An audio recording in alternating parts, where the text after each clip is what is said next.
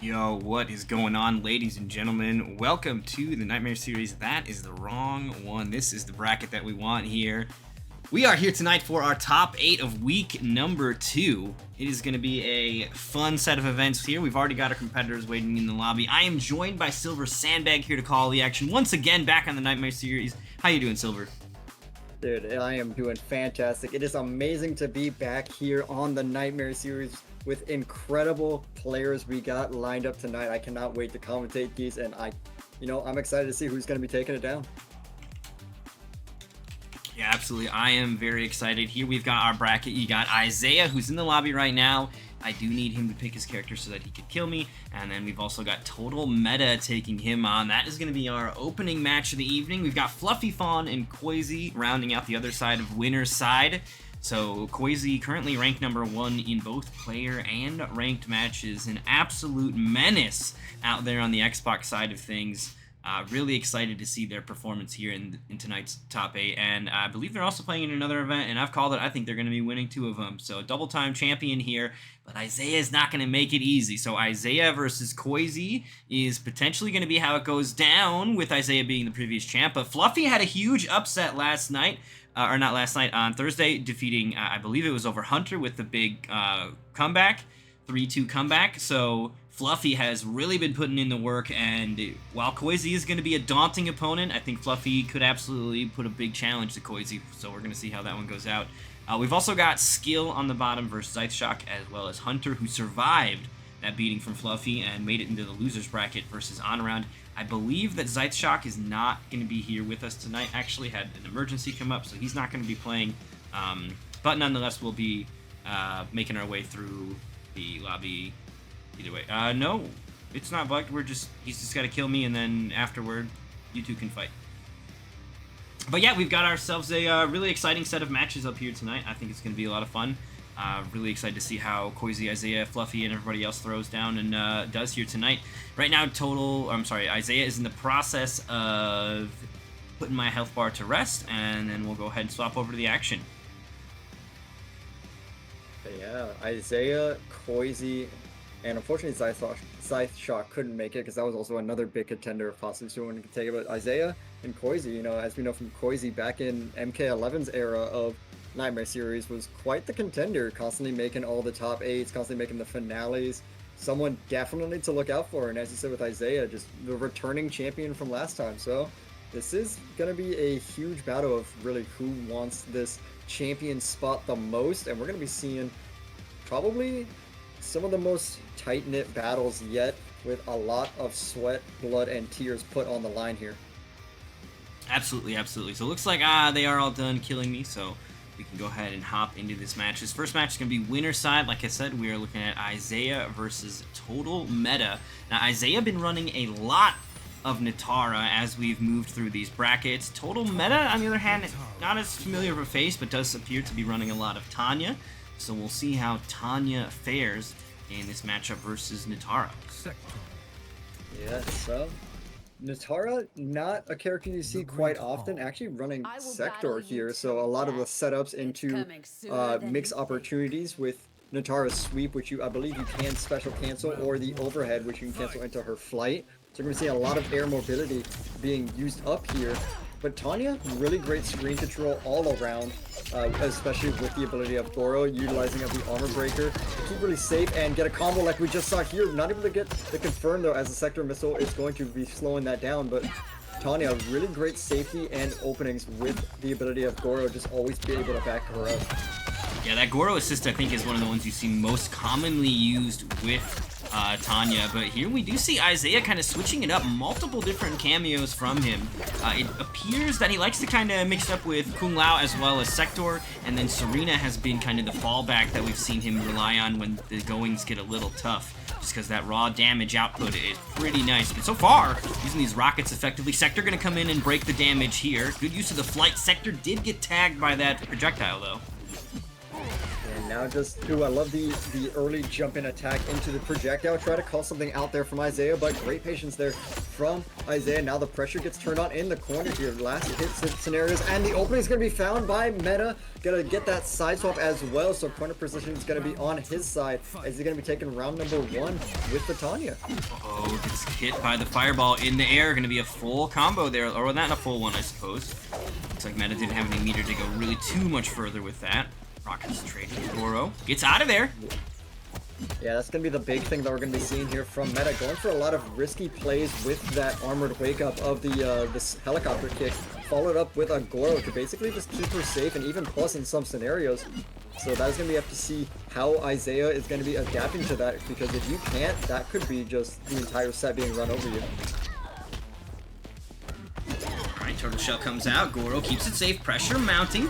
Fatal Blow now available here for Isaiah, but definitely on the back foot here. Uses the flight, double flight. You saw the anti-air attempt from Meta. Get the missile put down. It goes in for the reset here. Great patience though from Meta, not getting too antsy there. Waits his turn, and Isaiah now on the back foot, as you saw. Fatal Blow with the ability, but the anti-air was not able to get the kill conversion here, so complies the pressure. Isaiah tries to find his way out. The sector missile comes out, but it's not going to come out in time. Down 1 into the helicopter kicks will be enough for Total Meta to take game number 1 here. Yeah, really able to lock down, and I think using that Goro cameo really effectively to, you know, reliably take a risk and then turn that risk into, in some situations, a plus frame scenario where now you get to kind of go again. So that pressure just really mounting on Isaiah. Isaiah gonna need to come up with an answer. Like I was saying earlier, though, we have seen some cameo swapping from Isaiah in the past. Absolutely gonna be happening again here, as now the switch over to Kung Lao. Now, that's the scary thing with dealing with a character like Nataru, who has so much air maneuverability, with that ability to just constant overhead pressure, paired up with Kung Lao, who has the buzzsaw hat that we just saw there, which is a low. Not only that, it leaves you plus on block, so a lot of hard to blockable scenarios that really have very little risk for Nataru to be put in here. It's going to be a matter of you have to find those openings. That's the big thing that Isaiah was struggling with before, is finding those opportunities to get into that mixed scenario, where Meta has just been playing very solid, just utilizing his openings whenever he can, and having Goro there as a backup for if he wants to get a little more risky with his options.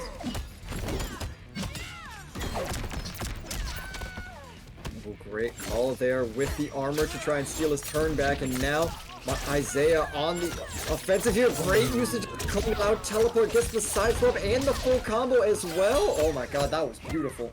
Yeah, and that was with that low hat, I think, starting the party too, because you're able to combo after it. So really interesting adaptation here from Isaiah. Effective use of that Kung Lao assist.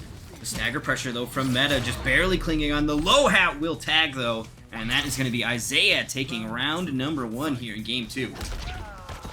Yeah, you know, Nataru is known for being the eye in the skies, but with that Kung Lao assist, you always gotta be watching those ankles, because, you know, there's a little thing scurrying about, and it's a little buzzsaw hat.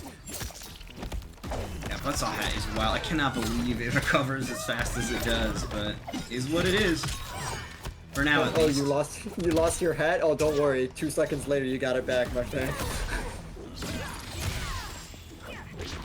I love the usage of the air projectiles here. Great air-to-air here from Total Meta. Gets the pressure on. No cameo or meter to continue the combos here, so just looking for chip out scenario now, and finds it with the helicopter kicks. Meta putting on a clinic here with this Tanya Goro. Yeah, this Tanya Goro is real dangerous here. I mean, there's a reason it's in the top 8 winner side as well. Okay, wow, I just up knocking her out of the sky with those twirls. At the overhead ender, and now Michelangelo starts to come in. Back throw from Isaiah. Try to get something going here. Some space as well. Buzzsaw hat down. The blood spits out. Okay, reset, or the restand, I should say. I mean, she does seem plus enough where you just have to be blocking whatever 50-50 she wants to go for afterward. Dive kick is going to be good here, and Isaiah looking to spend the fatal blow. A bit of an act of desperation, you know, trying to get as much damage as they can, but I also totally agree with it, because you can't take it with you. Spend it. Get it out of the way. You do, of course, now have to worry about Fatal Blow coming out from Tanya, though. Yeah, but now you do got a little bit of that life lead. Oh, that Goro might change the factor though, and now Tanya actually has a decent projectile game, can sort of just play this keep away game. Oh, but it is Natara who has so much maneuverability, got it in, but Meta keeps it calm, cool, and collected, finds his opening, and is going to be going up now 2-0 with his amazing Tanya gameplay here. Yo, what's going on, Mr. Fort? Yeah, that was, there was a moment there with that double flight. Isaiah got to the other side, almost had it. That jab connected, but there was no follow-up from the jump in, I think. Very, very unfortunate, but that is going to mean total meta. He's going to be taking a 2-0 lead right now. I do want to note, last week Isaiah won. Isaiah got sent to the lower bracket, though. He did not win it from the winner's side. He got sent to the lower bracket and had to crawl his way back through to do it. So, I believe he got sent there in round 1 as well by Method. I'm not 100% sure, but I think that's what happened. Yeah, because Method played Hunter in winners finals. So, Isaiah has been 3-0'd in winner semis and then been able to turn it around. This could very well be another Cinderella story for him, but total meta right now on a tear. Possibly a deja vu moment right now, but the thing that we're noticing here is that Meta, despite the life difference right now, still just in full control here. You know, he lost half of his life bar in the first 10 seconds of the game, and look, he's already returned it back to himself. And it's just, no matter what you're doing to Meta, he always has an answer to clap back with it. Uh-oh, this is going to be some big damage here from Isaiah. No breaker to stop it. This actually could end up being the round. It absolutely will be, as Isaiah closes it out. And that was off of a stray Serena boomerang connecting, and then, getting another hit into the extra half of the bar being spent for more Serena, just to start the party. Yeah, it is impressive to see just how much Natara has evolved, and these just completely optimized combos, just every single touch. It doesn't matter if it's a stray hit off a jab, off of Serena cameo call. He's going to convert into big damage, as we saw 44% there, which probably could have kept going if he wanted to spend more bar. Finds a way out. Good up block or flawless block, I think actually was what that was. It might have been a little bit of both. But that does prevent Isaiah's offense from continuing off of that jump in, as total meta just continuing to cook here in this corner. Isaiah got locked up there. It's now set point here for total meta. 1 round away from making it into winners finals here, which would be guaranteed 3rd place. Has to get through Isaiah here, which he's doing with the armor. Oh my god, the combo's still going. 22% off of an armored, reversal. Oh man, keeps cranking that damage up. 273 to tack on top of it. Goro keeps it safe. Tried to move, gets caught. There's the break coming out from Isaiah, but that is a little bit of a last hurrah to try to stay in this fight, and that'll do it. Total meta closes it out with the spinning staff. Yeah, gets that guaranteed ship out scenario. Gonna be sending Isaiah down to the lower side of the bracket. Down, but not out. As you said, he has been in this position before, so it's nothing that he is unfamiliar with. So we're hoping to see if he can get a little bit farther here in the bracket. Maybe it could have been some matchup unfamiliarity. Not a lot of people have been playing Tanya recently, so we're seeing a bit more on the up and come here.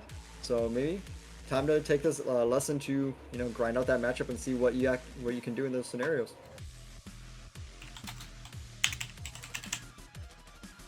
Alright, so that is total meta. Moving along, we're going to go ahead and get some invites now out for Fluffy Fawn and Koizi, who are going to be our next set of combatants here tonight in the Nightmare series.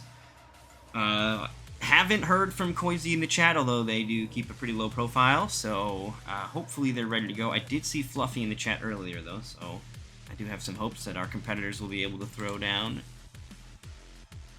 So I believe Koizi in this game is still playing Sindel, correct? Yes, that is what we saw, I think, last night, because Koizi did get to play on stream once. And, there's been this whole feud about who is the Sindel. So, because of that, I think there's like a little bit of extra pressure to uphold that status as the Sindel, and securing some tournament victories as Sindel exclusively will really help to bolster that claim. Yeah, we'll have to, very excited. I haven't seen much of Sindel. I think the only really Sindel representation I've been seeing is, one of the people that have argued as the best Sindels was Ludi FGC, and he has really been putting out top 8s and even an offline victory with the, you know, the Edenian queen herself. But I'm excited to see how Koizi is going to be taking their take on the character. So I want to see, you know, show me all the tech you got. It doesn't matter what camo you're using. I want to see everything that Sindel has to offer and why you come out here saying, yo, I'm the best Sindel. It's been that way since MK11. I'm coming back to take back my throne. I want to see it, Koizi. Same here. I'd love to see it. All right, so invite out to Koizi. Fluffy. There's Fluffy. Bam. And yeah, there's plenty of good players on Xbox Max Intensity. And those players deserve to have a place to compete. And I would even argue, if you know names like King Gambler or K7 Show Off, those are all players that got started competing on the Xbox side of things. You want to go back even further, Forever King, where do you think he came from? He started on Xbox originally. So there's still good players on Xbox. While we may not have the best of the best over here, still good players and they deserve a place to compete. And $400 on the line for the prize pool for the season isn't bad. Good incentive. And yeah, of course, Striker, the CEO Taku champion. He won the first Mortal Kombat Offline event with any substantial amount of players in it. And he's an Xbox player. He'd rep Xbox all day. Yeah, that. So Max Intensity. I don't know if you got what it takes, but if you got an Xbox, hop in there, man. See if you can beat us. Good luck.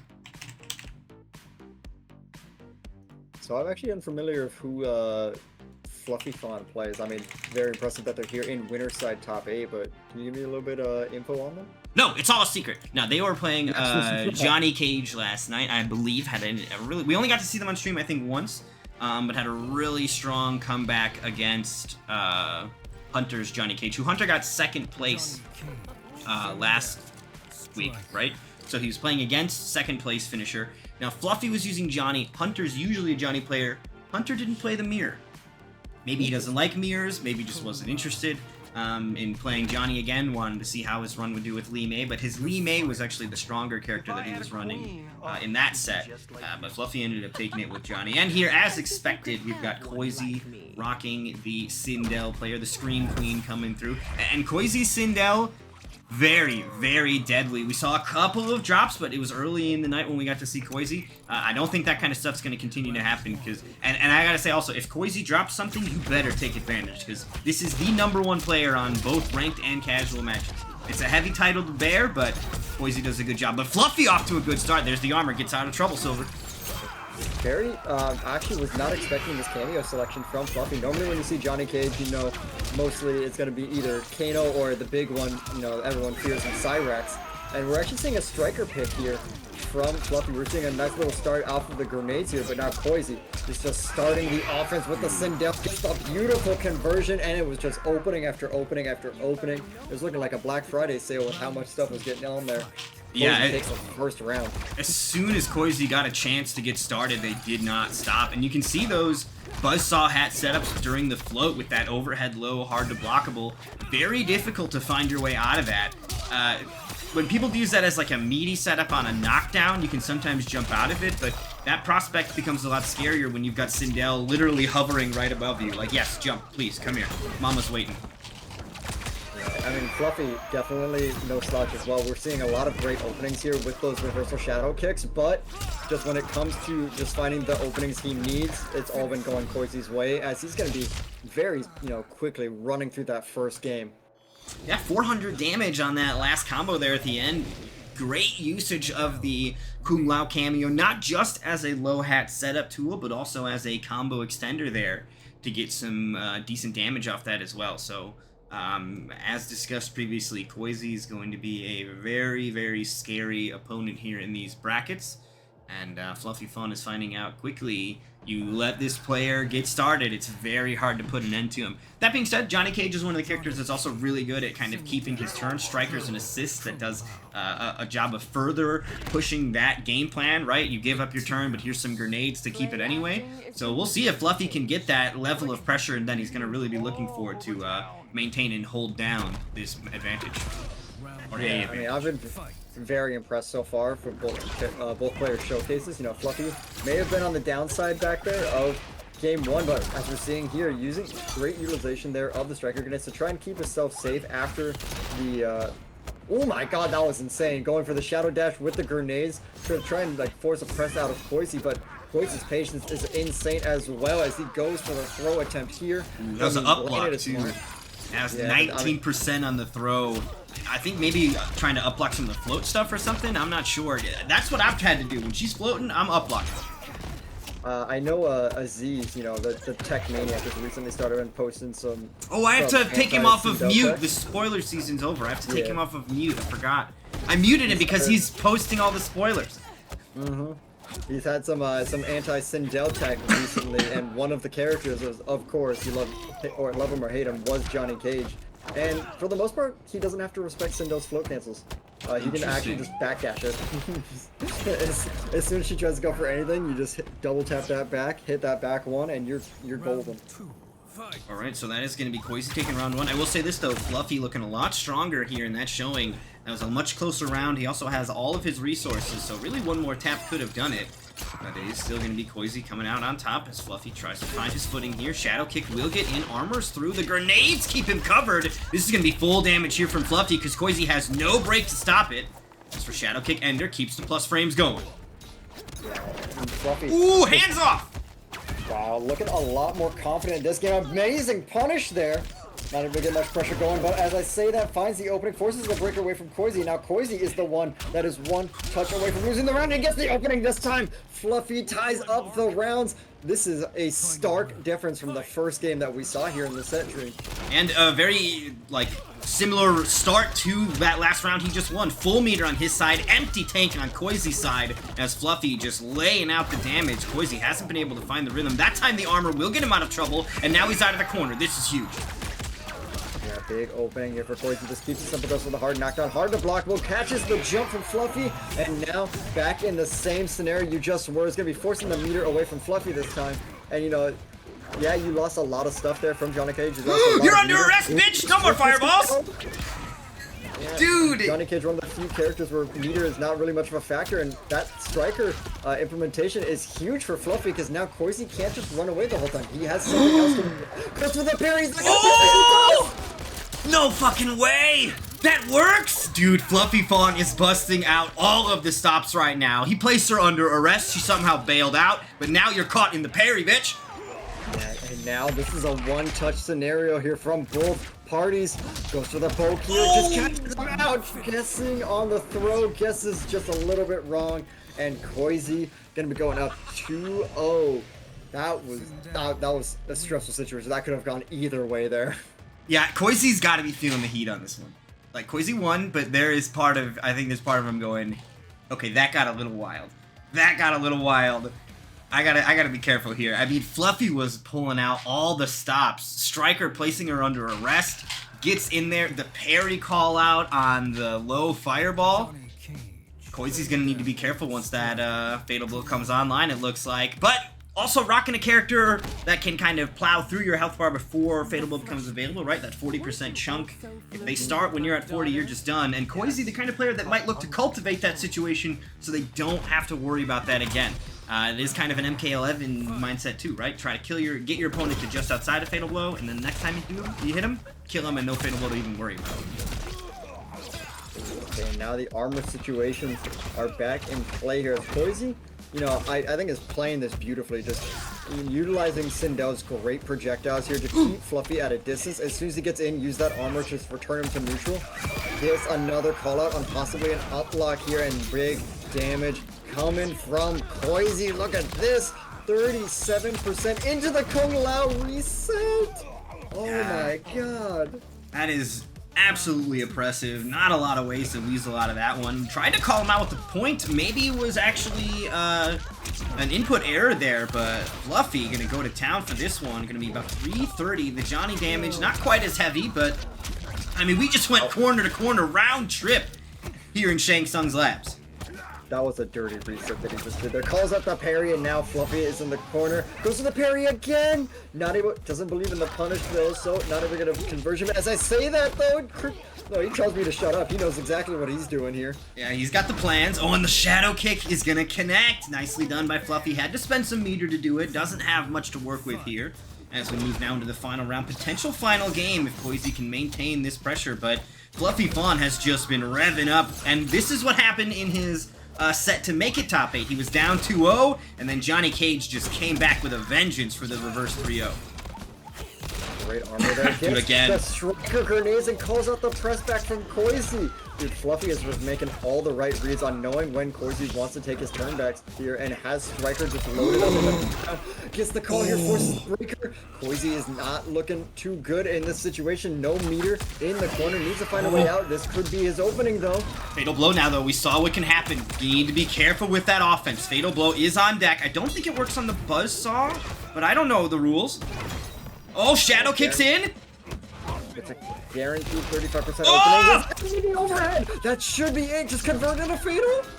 Oh no, wasn't able to finish the job. The grenades keep it going, and the chip out in the end. I think Koizi didn't have the meter, or did have the meter for her last breath, so may have been trying to press just to get that little poke to take the turn.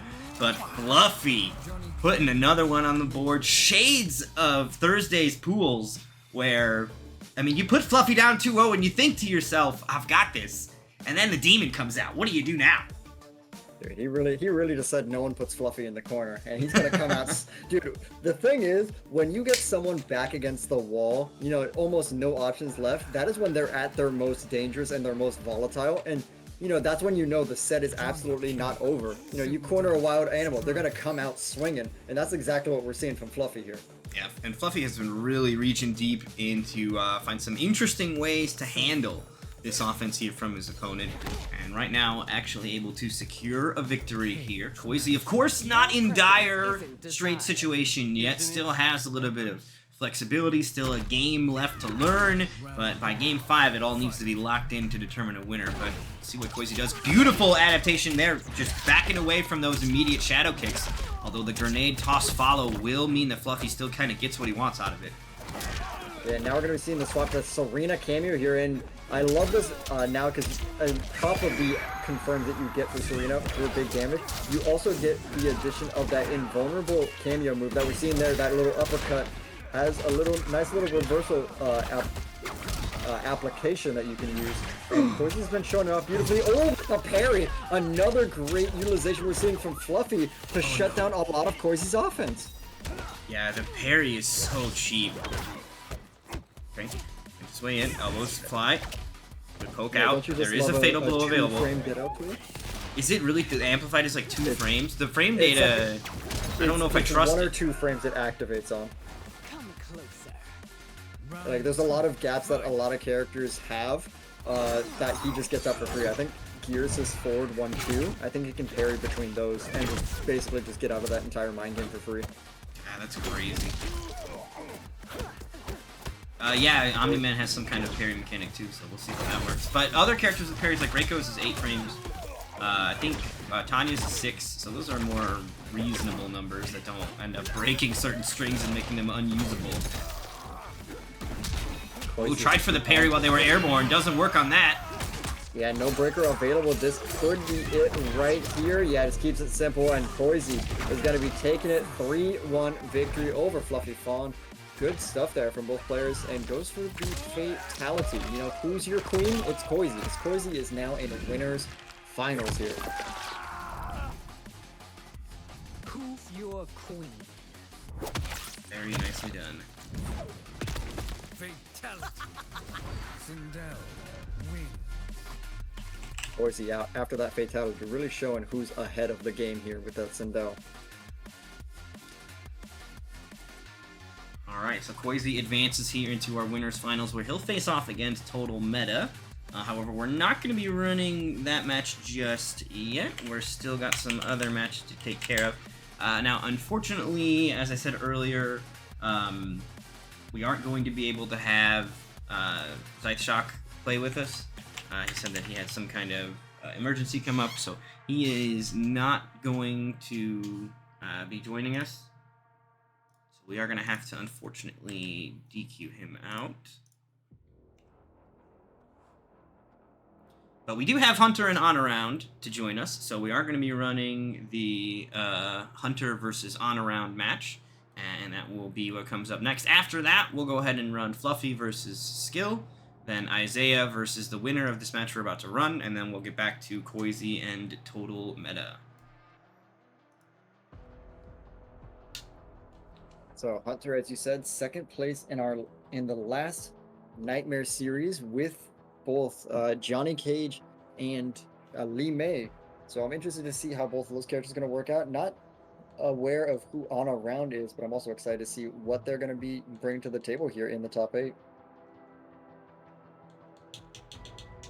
Yeah, there's also a Raiden that we've seen from Hunter, but both times the Raiden's come out, he has unfortunately kind of struggled more than he's prevailed from him. I mean, so Hunter's had this interesting thing where, like, he's picked a character, the set has kind of gone, he'll get some wins, do well, his opponent will start to get a bit of momentum ahead of him, and then he'll switch characters, but the switches haven't really worked. And then when he comes back to the character he was originally playing, he starts to turn it back up.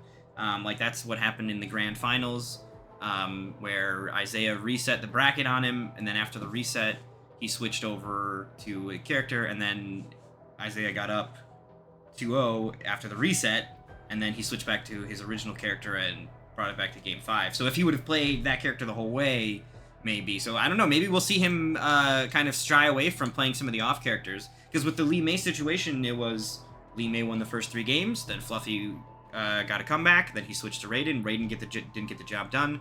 Then he switched back to Lee May, and then I think Lee May just kind of ended up dropping it all together. But had he maybe stuck with Lee May the whole way, maybe Lee May would have been able to close it out. Alright, so I've invited this person. The next one is On Around.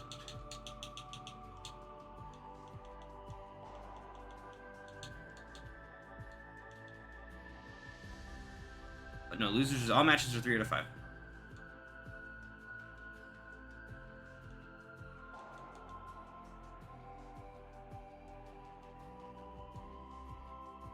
What is your gamer tag On Around?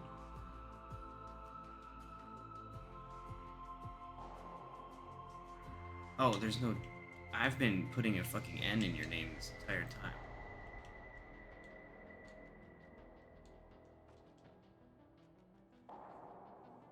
Yeah, that's just because Zythshock's not able to play, so he's DQ'd. He's not able to play tonight. So that's the only reason the win-loss is there. It usually will be a number. Alright, so On Around has shown up, so just waiting on Hunter.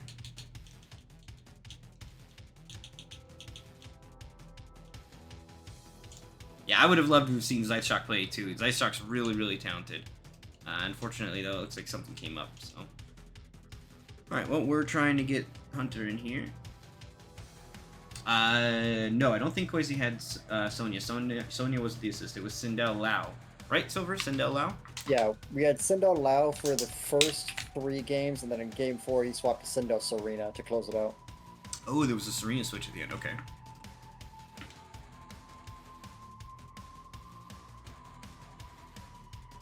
Okay, well, the Hunter is not showing up.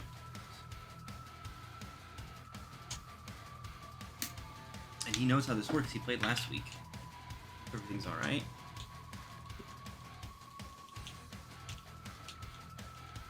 We may just be doing a top 6. He can't show up.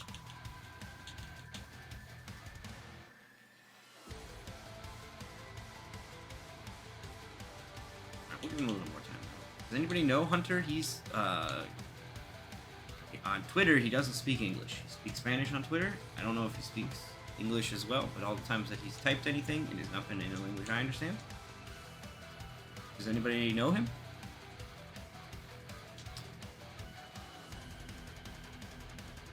I believe they're from Mexico, so that is North America, technically, for those demanding region locking or whatever. So this counts.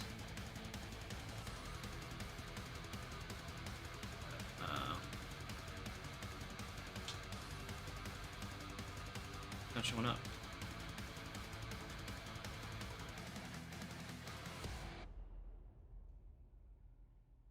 Because I think that Hunter is typed in the chat, but he only gave me his gamer tag. I don't remember if he was like... But that doesn't matter. Doesn't matter. I don't care. But I guess to say that he's usually in the chat when he's around. This is why that does matter, because he has shown up in the chat, and I don't see him in the chat today. And his profile is appearing offline. It has been for 86 days. So that's not it. But he definitely was posting. I mean, I don't know what he said because I can't understand it. But he did like have a post about, or he was he had a conversation with somebody else on the post about him making top 8, and he played last week, made top 8, so he knows how this thing works. So there's a possibility that an emergency has come up in his world as well. Let me check Discord, see if he said anything to me.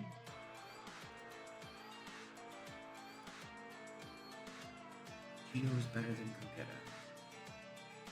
Is that wrong that I read Gogeta's name as Gogeta because I don't pay attention to Dragon Ball Z? So whenever I see that, I immediately think Gogeta in my head, and that's it. That's all it ever is in my head. I've had moments where I've done that too, so I wouldn't worry it too much. Alright.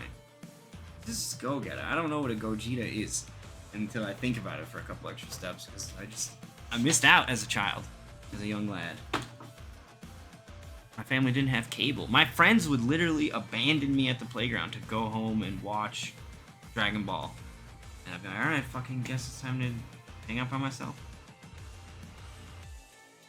Alright, I don't think Hunter's here. We're 45 minutes in, and Hunter is not here, and he has not responded or said anything. Isaiah, are you here? Because you're just gonna play him instead. I will send one more invite, and then the race will be on between the Hunter and Isaiah. Whoever joins first makes it. We don't have time to dilly-dally and sit around, unfortunately. Because this part of watching the lightning storm on the bracket is only fun for so long. Alright, the invite has been sent to Hunter. And now an additional invite to begin the race will be sent to Isaiah. And then I suppose Hunter will have until On Around is done killing me to join, because he has an invite, right? So... No, On Around, you've gone AFK. You're doing it wrong. Go off AFK. What are you doing? No.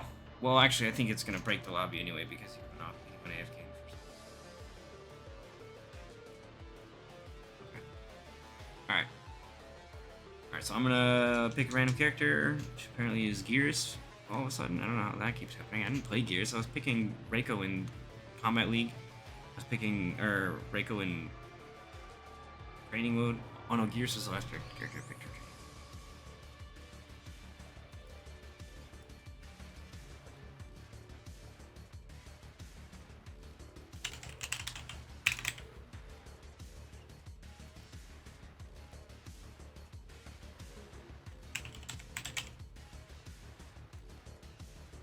Oh, I have to pick my... Alright, so he is going to kill me, and then we'll move on, and that happens. I suppose pop in the unfortunate information for these previous matches. I really would have liked to have seen that match, but I guess Hunter's busy today.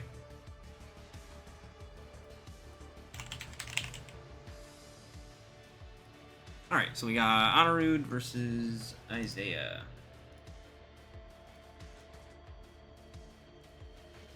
Then it'll be Fluffy Fawn versus Skill. And we'll get Quasi in total meta.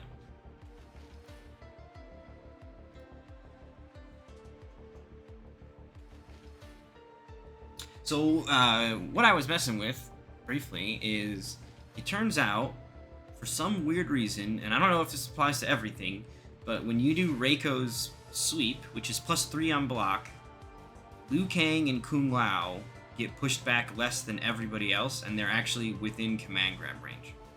Oh, really? That's crazy. Yeah, when you're point blank, you can do sweep into command grab and it will catch them. Jesus. But everybody else gets pushed back too far away. I don't know what it is about them, and I haven't checked the whole roster, so maybe I shouldn't say everybody else, but I've checked, like I checked Melina and Geras, and in the mirror match, somebody else I checked as well. Baraka, we checked Baraka, I checked Smoke. So I checked a lot of the characters to see if I could recreate that situation, and it seemed to only be happening with Lu and Lao. Those are the main two that I found that immediately, but I don't know, because it seems to be a case of it's directly that they get pushed back less than everybody else. They just end up closer to you than other characters on. And I haven't checked with other stuff to know if other characters have this similar situation where you typically have more pushback. All of a sudden, Lao is right fucking next to you with his 6-frame back one. I don't know, but it might just be that sweep. Yeah, Lao has a 6-frame back one apparently. That's crazy. I haven't looked at the frame data, but these are the myths I've been told, and I believe people saying them. What's crazy right now is this conversion from Ana round. Oh my god, 45% and leaves you right in front of the opponent. That's crazy with Melina. Yeah, Melina seems like a really, really strong character. Hasn't been the topic of as much discussion within the community, maybe because she doesn't abuse Cyrax the way that everybody else does. But the character's ability to just chunk out massive damage. She's got all these overheads. She's using a weapon in a game where most characters are actually using their fists. There's very few weapons in this game compared to MK11, and she's one of those characters, so she's got that extra range. It's not a fucking sword like Ashra, but she's still got that extra range. Yeah, I mean, just that utilization of just how much pressure she applies, as you were saying, from all the overheads and lows, was just beautifully done there from Ana round, and now it's going to be a matter of how she can get out of the corner, and she finds the opening on the punish there, forcing that 31% meterless, no call on Scorpion at all, just, you know, pure, just Melina herself can allow to side swap wherever she wants. Just, Melina's combos actually are like some of the most interesting to watch with how she utilizes her cameo in her combos, or if she doesn't even use them at all. Oh, Games and Pizza made me think about something. We'll talk about it between the rounds though, but it makes me giggle now that I think about it. Remind me that we have something to talk about in reference to Natara between the sets if we run out of something to talk about. Alright, nice throw to open things up here. I think Scorpion can maybe convert off that, but I don't actually know. It's weird, a lot of backwards throws. Scorpion will have really weird placements on where you call him. So it just depends on like what distance you're calling him for. Oh, the buzzsaw hat's behind you. Good patience from Ana round. Poke underneath. Life arch whittling away. This is a big hit though. Amazing defense and able to get the call out here. Scorpion's gonna come extend the combo.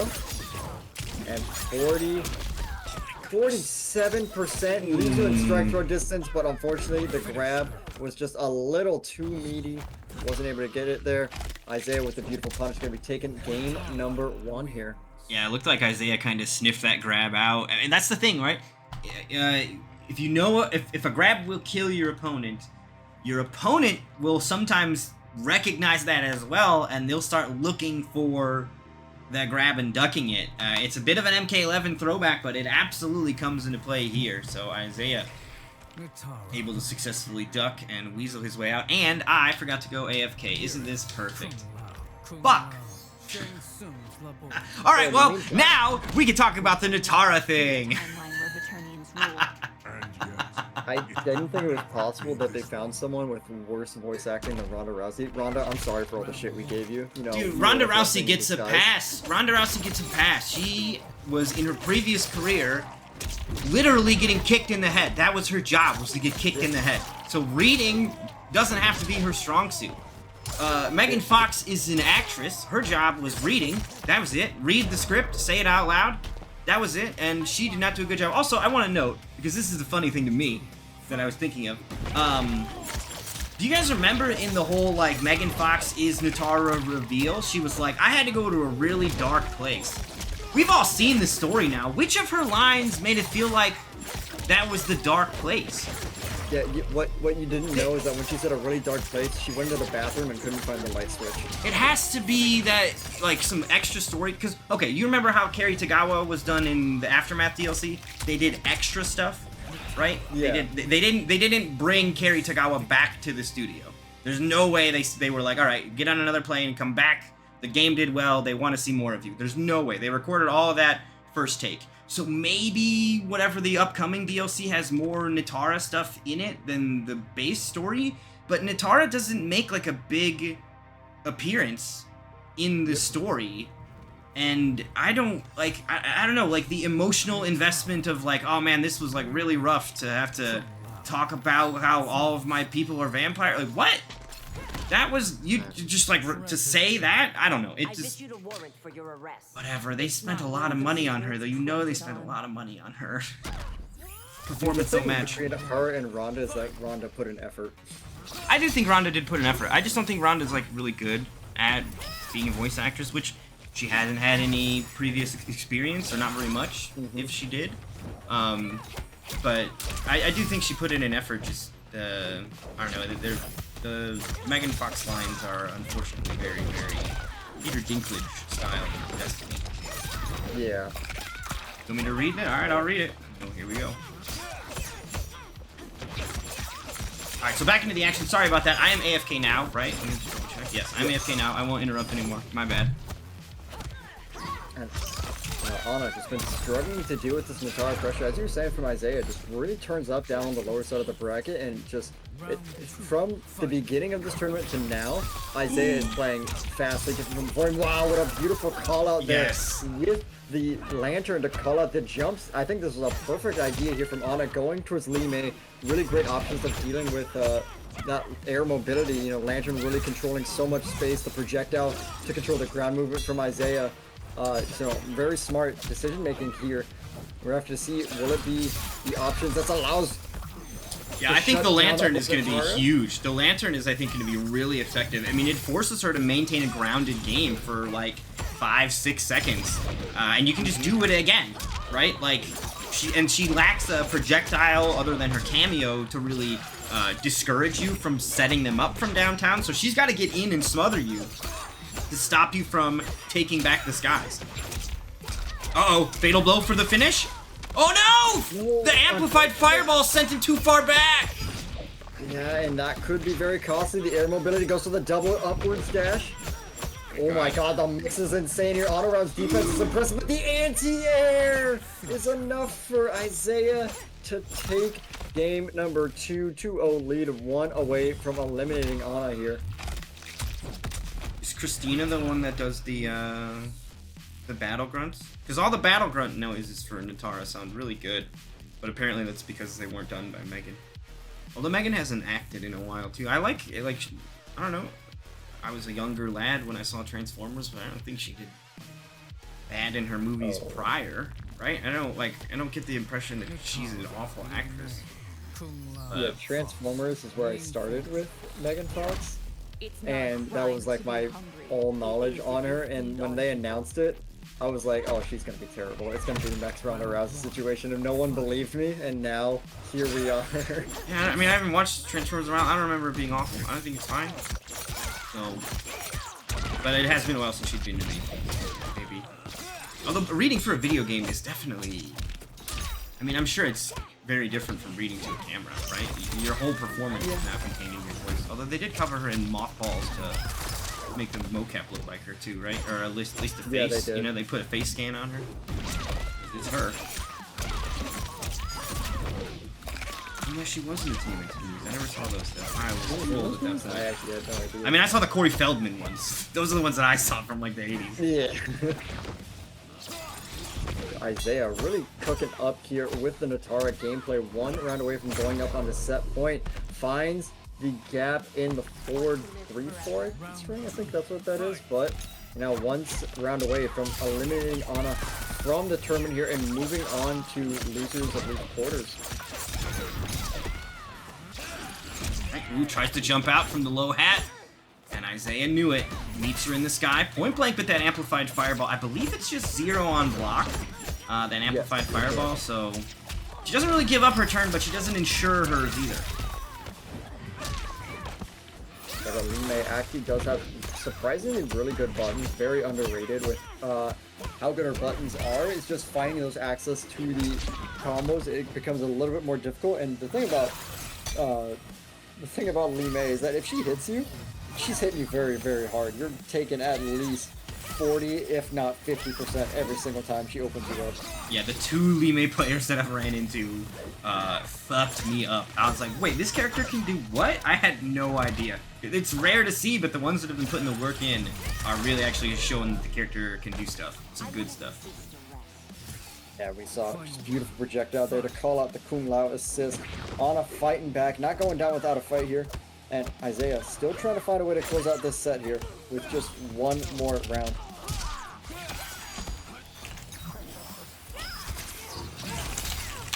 But now Pays great uses of the Frost, low assist, gets the projectile and the full combo here, 23% with the lantern set up. No more jumping here for Isaiah. Ooh, the low hat connects. Not going to be able to get the conversion afterward, but still such a deadly threat that that's even an option. When that low hat hits, it doesn't trigger auto block, so the normals after it can combo. Ooh, great dash right before the lantern was able to come out. That could have been a huge opening there for Ana, but now Isaiah just continues the pressure, gets the forward through here with the Kung Lao. Just the constant pressure of low hats and overheads. It's just been too much here for Ana, but as I say that, the Frost low comes in for the save. Ooh, the dive kick over it. Low hat is gonna just pass right through while they're on the ground though. The armor to get out. On around, gets the lantern up there. Isaiah can't avoid it, and there it is, the conversion after.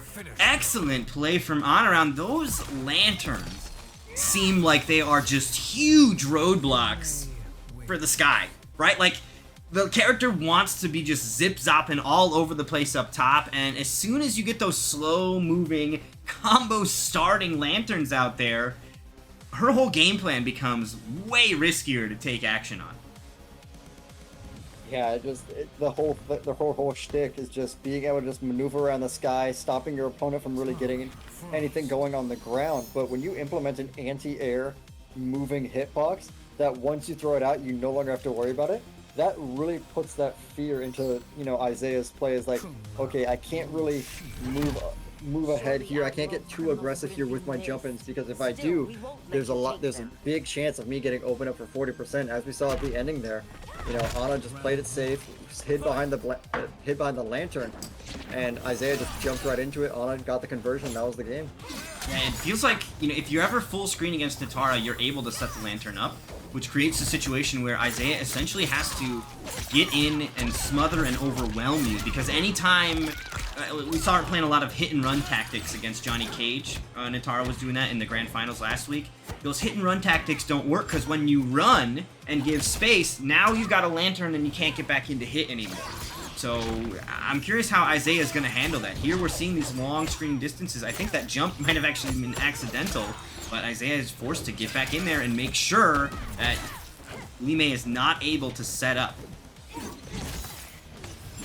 Yeah, I do enjoy watching this slow down pace here from both Ana and Isaiah. You know, Isaiah does have the life lead, so can't afford to just play this slow down here. And beautiful backdash to call out the buttons, and Ana just struggling to deal with the Natara pressure. Final round, or I'm sorry, set point once again here for Isaiah. Looking to stay alive here on the loser side of the bracket. Alright, and the launcher in the corner. Take to the skies, get a bite. Character does just so much damage. Point blank, lets him back away.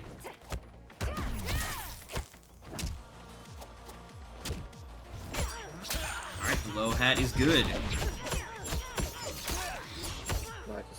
The way that he's utilizing not only the dive kicks, but those air dashes in pressure has just been amazing with how we saw there, just to get over the Frost there, get the pressure going. Ana in trouble, in Fatal Blow territory, still can make a comeback here, but it's gonna take 2 openings of just pure outplay here to get that comeback.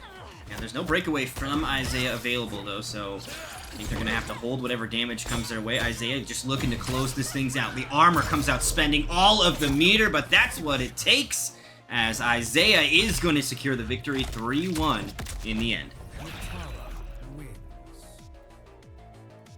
Yeah, GG's all around. Unfortunately, Ana will be going out in 5th place, but you know, solid showing here from the Lee Mei. Isaiah still looking fantastic with the Zatara, staying alive on the lower side of the bracket, moving on to lower semis.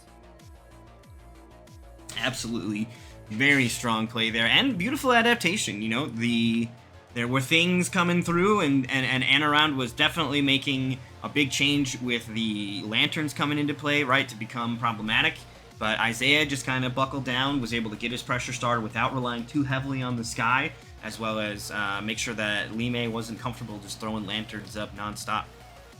But that is going to be Isaiah moving on. We are going to go ahead and move over to the other side of the bracket there, which is Fluffy versus Skill.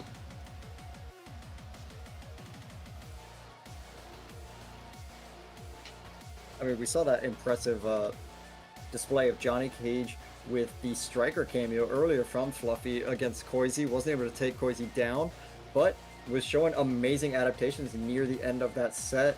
So I'm kind of excited to see how that Johnny gameplay is going to be evolving as we continuing on to this next set.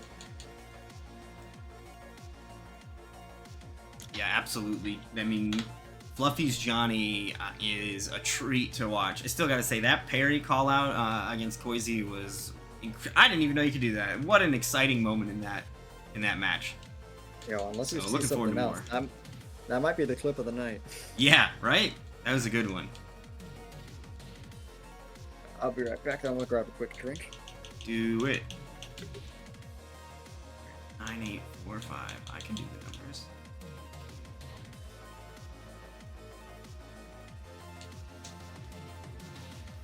Invites are away, so players should be joining us shortly.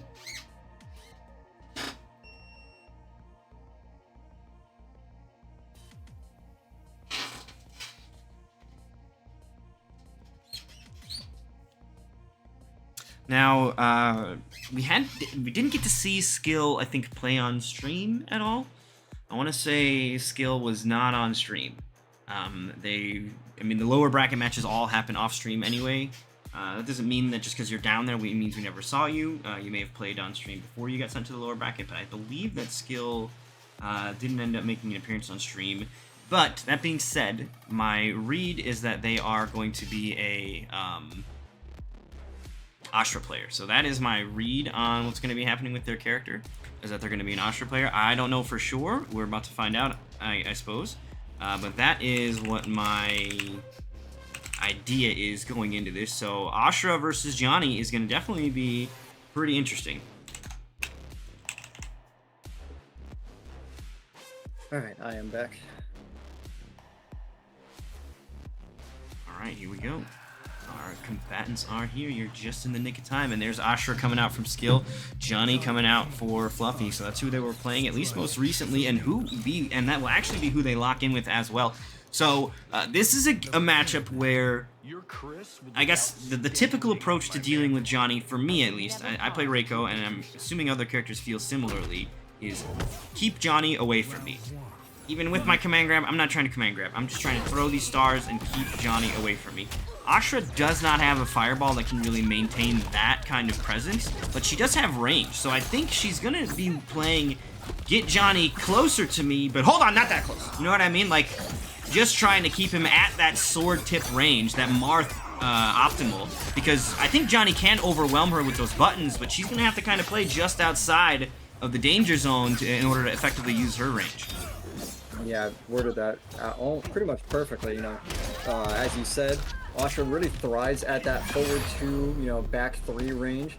Amazing usage of the armor to get out of the corner there and takes the round. But yeah, Astra's main game plan is don't want to sit full screen, even though I do have Serena, which she has the ability to, if that Serena catches you anywhere on the screen, doesn't matter, up close, mid-screen, full screen, just dash up forward 2, guaranteed combo conversion every single time.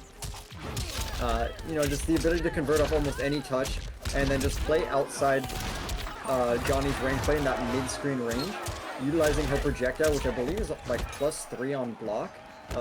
If you know, just force you just continues eat plus frames and just do Johnny's game plan, but do it from a slightly farther range. Yeah, so it'll be interesting to see who gets to nestle into their preferred space of comfort here. Skill had his opponent in the corner, but Fluffy had done enough damage that a wake-up Shadow Kick is going to be enough to put him on the board here. Tied up now. Good ducks on the boomerangs coming back overhead. Skill has the meter advantage, although immediately spends some of that meter and is punished for his troubles. Fluffy now going to get the corner. Oh, went for the parry read. Skill not taking the bait. Yeah, not going to be huge here. For Skill gets the jump out as well. Calls out the Shadow Kick, but Striker coming in like a guardian angel. Will be getting that save there and forcing now Armor away from Skill here. And just Armor back and forth. It's about to see who can just rob turns more between these two players. As Fluffy gets the big opening, Fatal Blow on the table. Not going to be able to get anything going though. Uh-oh, got caught by that last boomerang. Fatal Blow available from Fluffy. Gets the big jump in. No follow-up though, as it will be blocked. Skill holding his own. The throw, I don't think it's enough. The grenades from Striker about to go. Oh no, you're under arrest! Oh, dude, Striker just came back and he fucking put her in jail. Oh my god, 911, we got a runner. Striker came in, booking, stop resisting, got those cuffs on, and it's gonna be taking the game 1-0 for Fluffy Fawn. Dude, suspect in custody. Alright, Fluffy on the board first. Nicely done. Dude, this Johnny Striker stuff is interesting. I will also say, use of the Striker assist to lock down his opponent. Like, a lot of players want to sit back and zone and throw some fireballs out there. And Striker comes out from behind you, so you're not going to interrupt him. And just, like, places you under arrest and gives Johnny enough time to close that gap. So it's actually a really interesting tool for Johnny to kind of further enhance his game plan of getting in and getting his hands on you. And he just needs an officer of the law to detain you real quick for some questioning, and then all of a sudden you're getting punched. I mean, I respect it. He's like, hey, I know Cyrex is getting nerfed. Let's start experimenting with other stuff. You know, this seems pretty good with the Striker here. And he's been using it absolutely flawlessly. As we're seeing, covering all of his gaps with the grenades. If you're running too far away from him, throwing out the Striker cuffs, you know, get that +35 if it lands. You know, just being able to just really enforce any aspect of the screen for Johnny Cage to get his game plan going. Ooh, joining her in the skies. Doesn't get the full string follow-up there, but Striker keeps him safe. His frames, okay, just armors out of him. Doesn't want to deal with it. Opening, but doesn't go for the overhead, goes for the low, and that's going to cost him a lot of that life bar. Fatal Blow territory for both players. And as we saw from Fluffy, you know, he's not afraid to let that thing rip to get that parry. Chip out with the armored reversal from Skill, and that is going to be a clutch comeback there from Skill to take round one. Yeah, those grenades just not quite making the distance. Striker's going to have to get a better throwing arm here. Can't quite hit full screen. Yeah, I mean, that's the thing about Striker, is that he wants to play with his cameo, wants to play around that same distance that Ashura's in. So Johnny really needs to, you know, pick his moments carefully as he finds one right here with the Shadow Kick into the Striker assist call. We'll be calling out the punish attempt there. I think he had a grenade for both the cameo and the character. One hit each of them, dude. Yeah, that's why he rocks two. That's why he only throws 2 grenades, you know, 1 for each. Yeah. Oh, just overwhelming pressure. One more poke will do it, even with the blocks here. Fluffy Fawn trying to find that last hit. Will he get the chance? Overhead is good. That time he overcommits, though. And Fluffy not going to take the bait. He will Shadow Kick reversal for the quick kill. And that is a final round here in game 2. Meter about equal. Not really, actually. Skill had it. Never mind. He just spent that bar, and now Skill's got the meter advantage. Now they're relatively even here. Okay, throw connects. It's going to be full meter back to Johnny after that. Skill just outside of full. He'll build it from the blocks, though. Gets the overhead here and keeps it simple, 24%, but tries to go for the throw. The delayed wake up there, beautifully done for Fluffy. Gets him with the full combo, just decides to drop the ender, though. And now it's going to have to spend all 3 of his bars here. Fatal Blow on the table, but no meter, not a doesn't even matter. You know, no meter, no problem, as he is getting big combos here on Skill. One-touch scenario here for both players. Fatal Blow is a factor. Oh! Oh, goes to the fatal. He can shadow cancel. Oh, he doesn't go for the dash though, and that's gonna cost him dearly. As the Serena assist is gonna hit him dead in the face. Skill tying it up 1-1 here. Yeah, I really think he could have gone for shadow dashes to get out of there, maybe. Instead, he just let it rip to get the recovery done immediately, but... maybe he was fearing that the dash was going to end too early and maybe it was going to get hit by the Serena call. So he's just like, all right, well, you know, I messed up. Might as well just, you know, shrug it off and go on to the next game. Yeah, let Rip see if they get a little too close for some weird reason. Here we go. Game number 3 about to start. No change in sight from Fluffy. Sticking with his striker pick. I mean, as we've seen, it has been working out for him in kind. Just, you know, minor tune-ups to the game plan when it comes to the offense and defense, but overall, this Johnny striker has been working phenomenally for him. Yeah, absolutely. Wow, it actually beat out the Ashra armor. I've actually never seen that beat out before.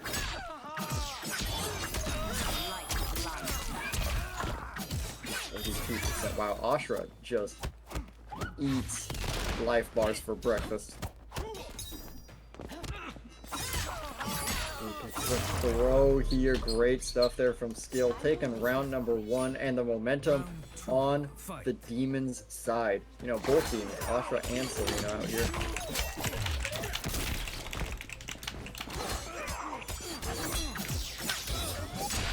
The plus calls out the striker assist, but it's not going to help as he gets dunked just the same. Serena comes in for the forward throw assist. Daniel's back on the play here. Beautiful down to anti-air, and now the pressure is on as Skill is trying to close out this game here. Ooh, gets him out of the air. Oh no, the drop. Striker's going to get stabbed in the leg in the process. He's going to be on cooldown here for a moment. Johnny going to have to do this one solo, but the throw is going to ensure he does not. As Skill now takes the lead up 2-1 over Fluffy. Yeah, that's unfortunate getting stabbed in the leg like that because Striker was just 2 weeks away from retirement. And now he is 2 rounds away from getting sent out of the bracket if Skill can take this next game.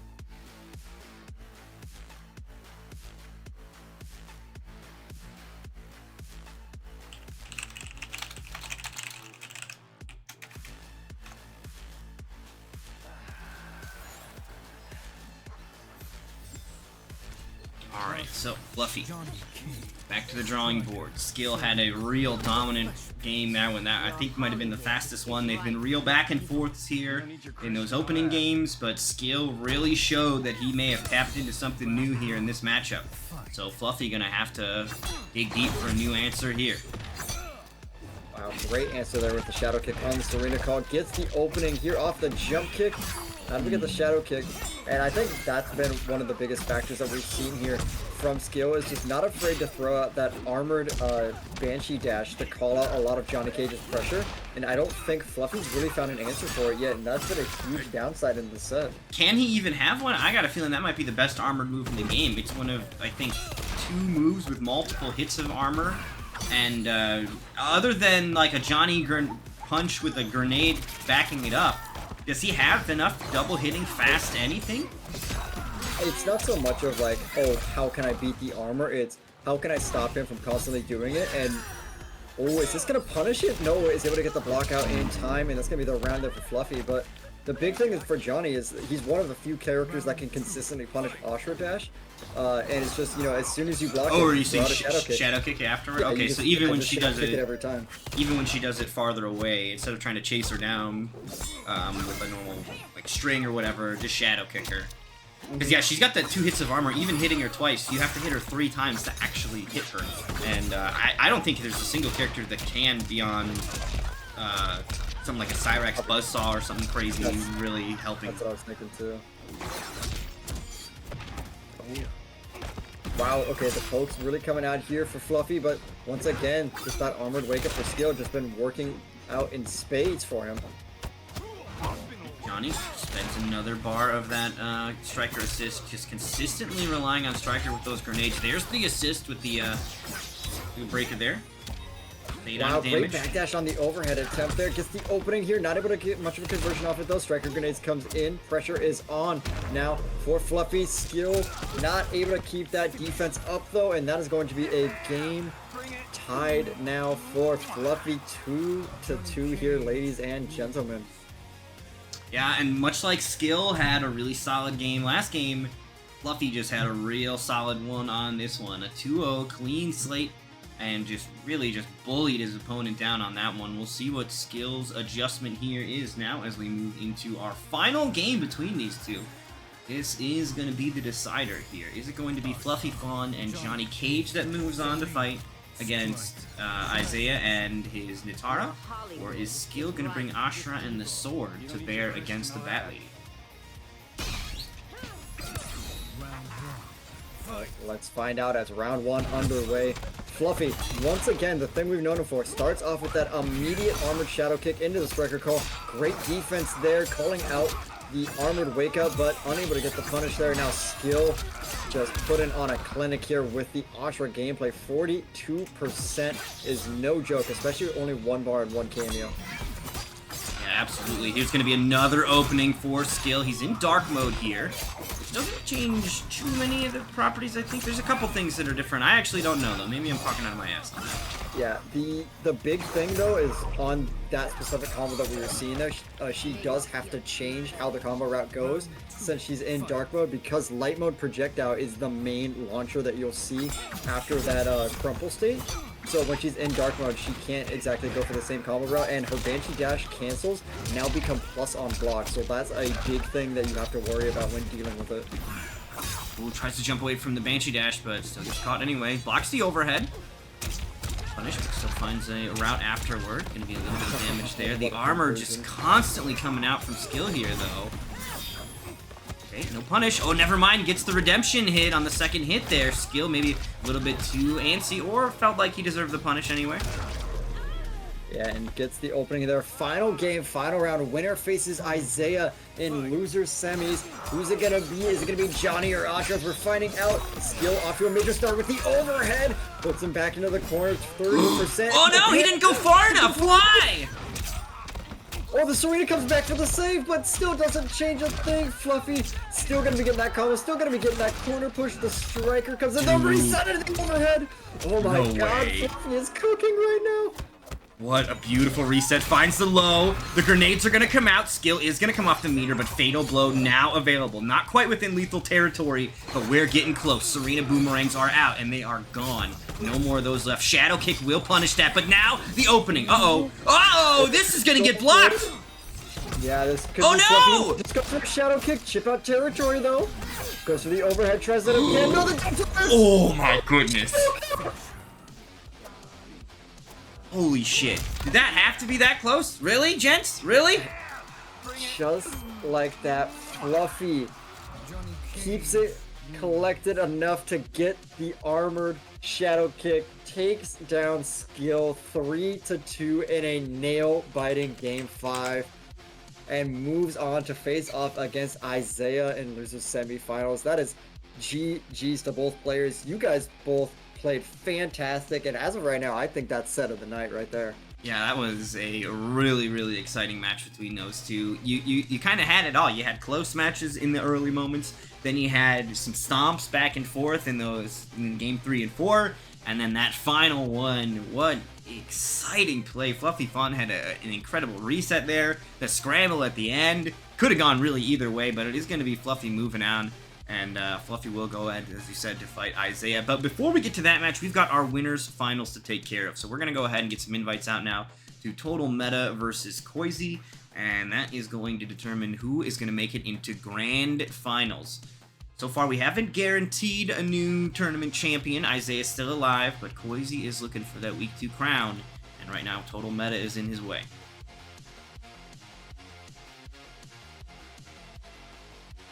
So we're going to be seeing that terrifying Tanya taking on Sadistic Sindel to see who will be in that winner side grand final spot.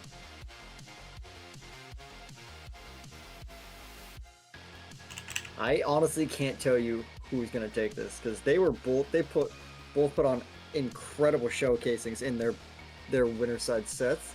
So This is going to be a nail biter between these two. Oh, absolutely. Absolutely. Invites have been sent. Looks like we've part of our participants joining us here. The rest of them will be here shortly, I'm sure.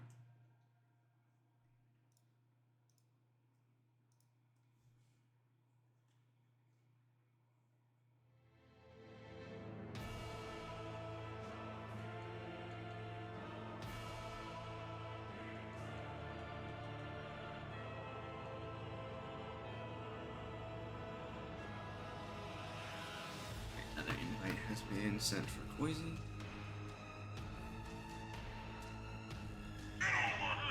So this is going to be Tanya versus Sindel. And I gotta say, Tanya has a couple of moves. She's got that move where she just like throws her stick into the sky. So some of that airborne stuff maybe isn't going to be as effective. Because not only that, the other thing that could come up is Goro assist. Just kind of summoning Goro and having Goro do the raise the roof periodically, I think is another possibility of how things could maybe change. So the reason that I bring that up is because I use Scorpion in a couple of matchups with Reiko, and yeah, if you're fighting an Nantara player that's jumping all over the place, if you do full screen or even mid-screen Scorpion, there are frequently times when they're trying to hit you, and in doing so, they'll float a little bit too long, and they'll get lit up by Scorpion. So, we'll see if the assist is going to be effective for dealing with some of that kind of flight stuff that Koizi's going for as well. Right now, Koizi is not joining us, though, so what happened with them? Oh, wait, nope, never mind, they're here. This lobby is likely broken, though, so we're going to have to get a new lobby, but get a new lobby real quick. And also Tanya having the ability of having that air projectile that we were seeing before, and those helicopter kicks.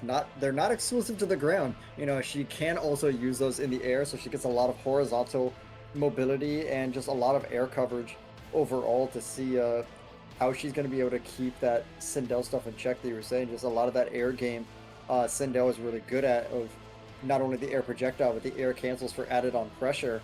How is that going to be a factor against someone that equally can bring in a lot of air mobility and a lot of air pressure as well? Yeah, absolutely. Get over here! Alright. We've sent out some new invites for you guys, if you guys want to accept those. There's also some predictions in the chat if you guys think you know who's going to win, so if you want to spend some of your channel points, turn them into more channel points, alchemy them up. Feel free to place your bets now.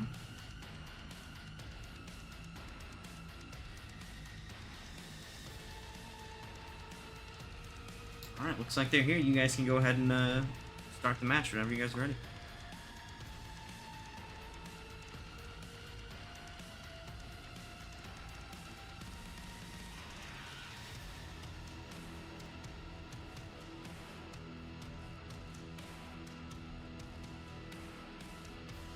We're gonna let the clock run it. Alright, no.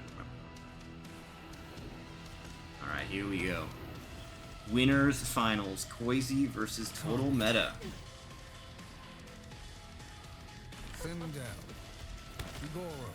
Yeah, no change here expected from Total Meta, but now we're seeing the Sindel and Sonya team comp here from Koizi.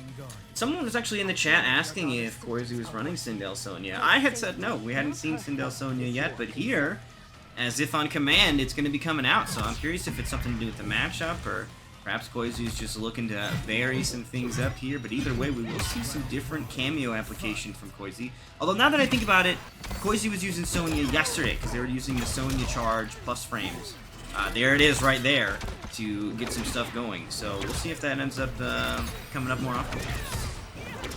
I love seeing that show when your cameo's on cooldown and you go for the forward throw. It's just something so disrespectful that you grab them and you're like, yeah, I know I could have gotten more damage, but just get away from me. Just the way that you just shove them away is just so disrespectful. And look at this, Koizi getting in there, the full charge coming from Sonya. Swing though to get in, Michelangelo spin, here we go. decent damage, 26% for kind of the stray hit that it was, but nothing compared to the crazy damage we've seen from some of these other characters. I will say Tanya does seem like a low damage output character. Is low damage until you start seeing those buffs getting applied, you know, where she does like her little stance and she gets the halo rings behind her, and once she starts implementing those teleports, shit starts going crazy with her. Ooh, and the 14% throw gonna be enough, and it's enough because of Goro health. That missing 50 would have kept him alive, but just barely. I mean, it's a combination of both. The 10 extra from the, or I guess 30 extra, plus the 50 minus. But, you know, people talk about how, like, the health changes are not significant buffs or nerfs. I really think they are. I really do. I think that shit ends up mattering. Man, it's really insane how the bigger the character, the bigger the cameo, the lower your health bar gets. Yeah, right? Whereas the smaller characters give you more health. Like Serena gives you 50 extra, whereas like Motaro and Goro give you 50 less. I know, Jax is the only inverse to that. But there'll be some weird thing, Jax with metal arms is less. Yeah. And right now we're going to be seeing Koizi with, I would say, a very dominant round 2 there, with the Sindel to be going up 1-0 here.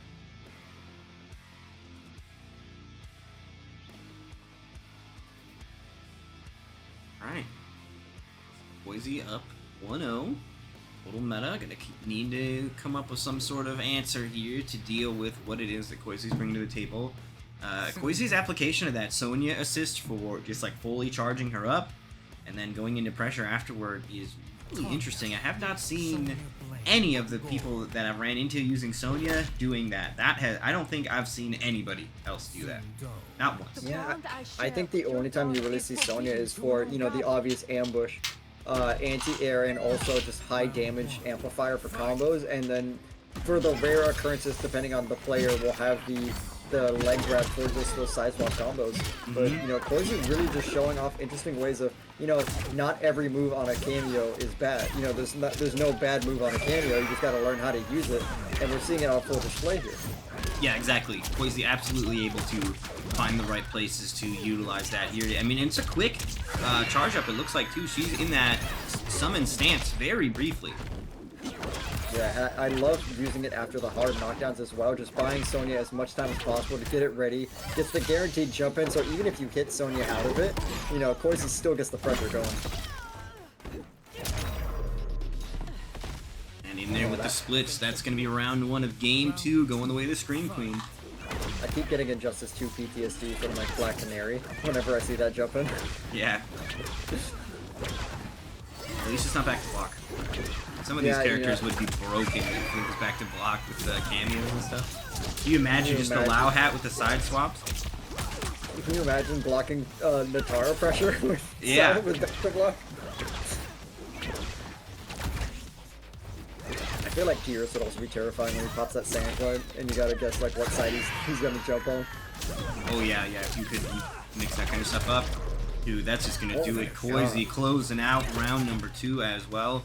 And that is a 2-0 lead now here for Koizi. Yeah, this has been a very dominant showing of the Sindel. You know, Koizi said he's the best Sindel, and he is given full-on reasons of why that's the case. Yeah, absolutely. There's a lot of evidence to support the claim. You know, it is not just words, unlike some of these people that have tried to make claims. And then, you know, like NRS players are all going to be bad at Street Fighter, something like that. And then turns out that player cannot back up anything they've ever said. But Koizi, I am Sindel, the Sindel. We're seeing it here on display. Koizi came in here saying, like, you know, me saying I'm the best Sindel, that's not just a title, it's a warning. Sub-Zero. Ooh, okay, so we're going to be seeing a cameo swap here from Total Meta. We're going to be seeing the Sub-Zero getting put into play here. So a lot of that anti-zone ability with the armor. I believe 6 hits of armor. You know, it doesn't mean anything to characters like Reiko, but, you know, in this matchup, it's going to mean a lot, as Sindel and Koizi are not going to be able to throw much back with that armor up. And we're seeing it already being applied. Yeah, those fireball, they're mostly used for this point blank pressure where like knockdown, so I don't think Sub-Zero is going to protect from that. But it may allow Tanya to sort of even establish her own zoning game to some extent. great back throw here, and look at that, 50% of the life bar gone. The backdash on Wake Up is going to work out beautifully for Koizi. We're going to be seeing some big damage opening into the Sonya assist ring setup here. Oh no, we're actually not going to see the ring this time. Oh, good blocks, and oh no! And that's the kind of stuff, against Koizi, dropping to punish like that, like, if you make a read on Koizi, you gotta take advantage of it, because it's gonna be very difficult to find another situation where you're in that kind of advantageous situation. As here, Koizi is gonna just be closing it out. I think that they had the no breaking debuff on or something as well, but no matter what, I do believe there could be enough numbers here. Actually, hold up, I may be speaking too soon. The Sub-Zero health? Is the Sub-Zero health gonna save it? Touch your legs. Yep, dude, it's the Sub-Zero health. It's the Sub-Zero health. I hate watching. Oh, called. That was so smart from Koizi. As soon as that happened, did the finger point, called out the Sub-Zero armor to come out, and now Sub-Zero went down, lost half the bar, and then got an easy chip out there for that round. Dude, Koizi is just on another level. In your head at all times, it feels like. They just know what you're doing. Alright, 14% throw coming out, chunking that health away. Fireball. Oh, it looks like it's going to be the amplified one from Tanya that wins there. Scream connects, restand as well. A little bit too much gravity from this, so not going to go for a full launcher here. Only 27% as the pressure keeps on mounting. Alright, flips out. Here's Sonya. Again. Wow, that pressure looks so clean with the Sonya setup. Oh no! Dude. That's the thing too, when you're calling in a cameo, or particularly when you're calling in Sub-Zero to put the ice armor on you, you have to be blocking the projectiles that are already on the screen. Because if you're neutral ducking them, he's gonna take the hit, and you don't get the armor, you still lose the bar. Arms. Yeah, the 3-0 victory now for Koizi. Who's your queen? Rips out the skull, throws it away, and will now be moving on to winner's side grand finals. Very, very nicely done. Oh no. That is going to be Koizi with 3-0. And Koizi, like you said, winner's side grand finals, a lovely place to be. And a name that I've typed into this particular slot many times. Many times.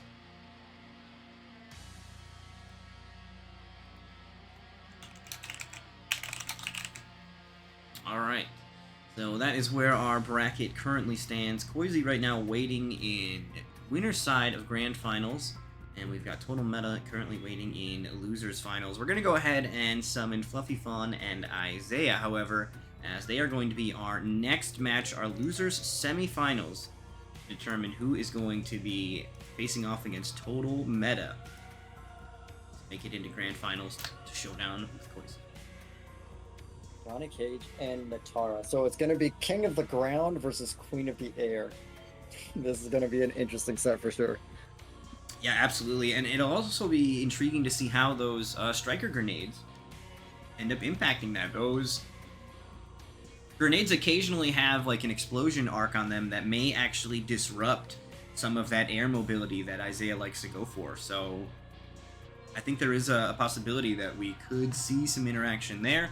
I haven't seen the matchup before, so maybe I'm just speculating wildly and it's going to be completely wrong, but I have a feeling that those grenades are going to potentially be a problem if Isaiah spends too much time flying around. Not quite as bad as the lantern was, though. That was rough. Yeah, that was. It was basically, it went from like I can sometimes jump in the air and get some things going to like if I jump in the air I die type of moment. Yeah, the floor is no longer lava. Stay on the floor. Man, if only we had something like that in MK11 with Jackie and Cabal running around. Oh, I'm sorry, flying around. Dude, that would have been so nice. Have some means of dealing with all of that, or even just reliable anti-airs. Up block is so nice in this game. Dude, 2 Live Tev coming through with the Prime sub. Thank you so much. Really appreciate that. Looks like we've got some combatants in here in our lobby as well. So I've got some names to type, and we'll head over to watching them showdown here in just a moment.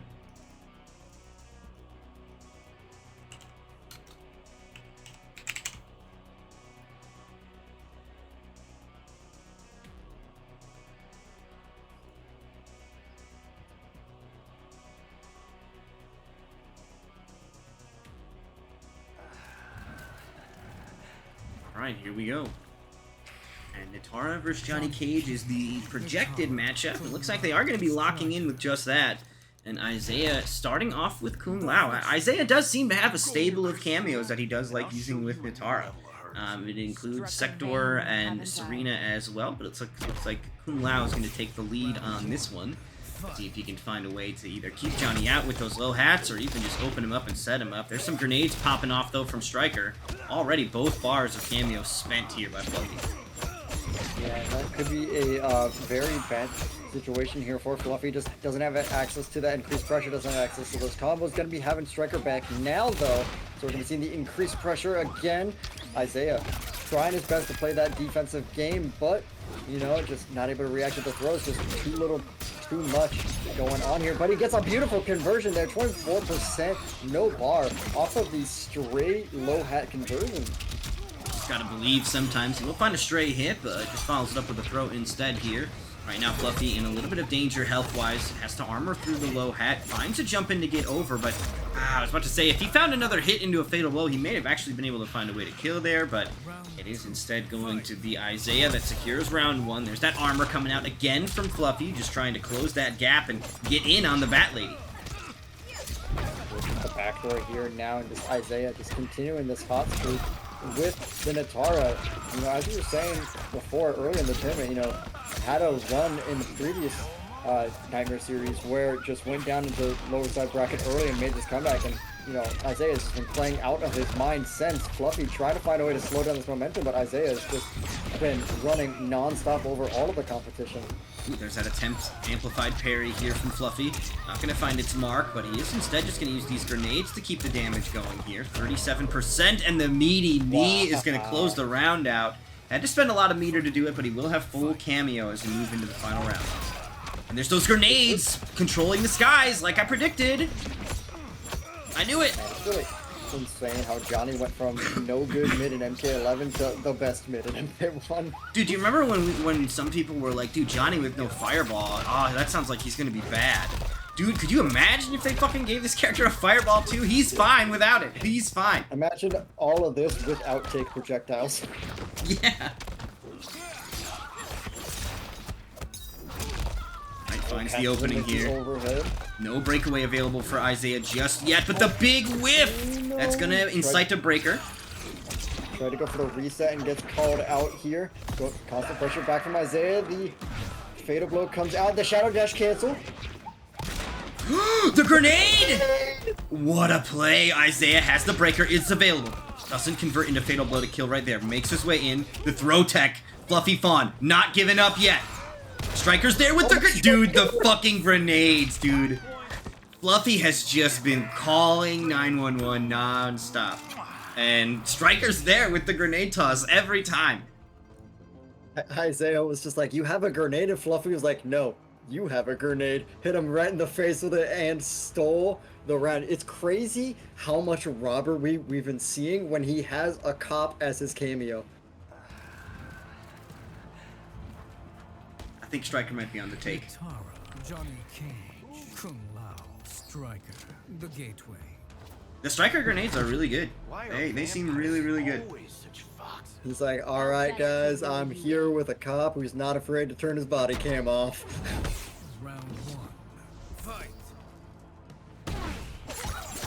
The Striker grenade's gonna come in, but the distance is not gonna work out there. Isaiah pushes him just outside of the grenade distance, and the pressure is now on here with the Nitara.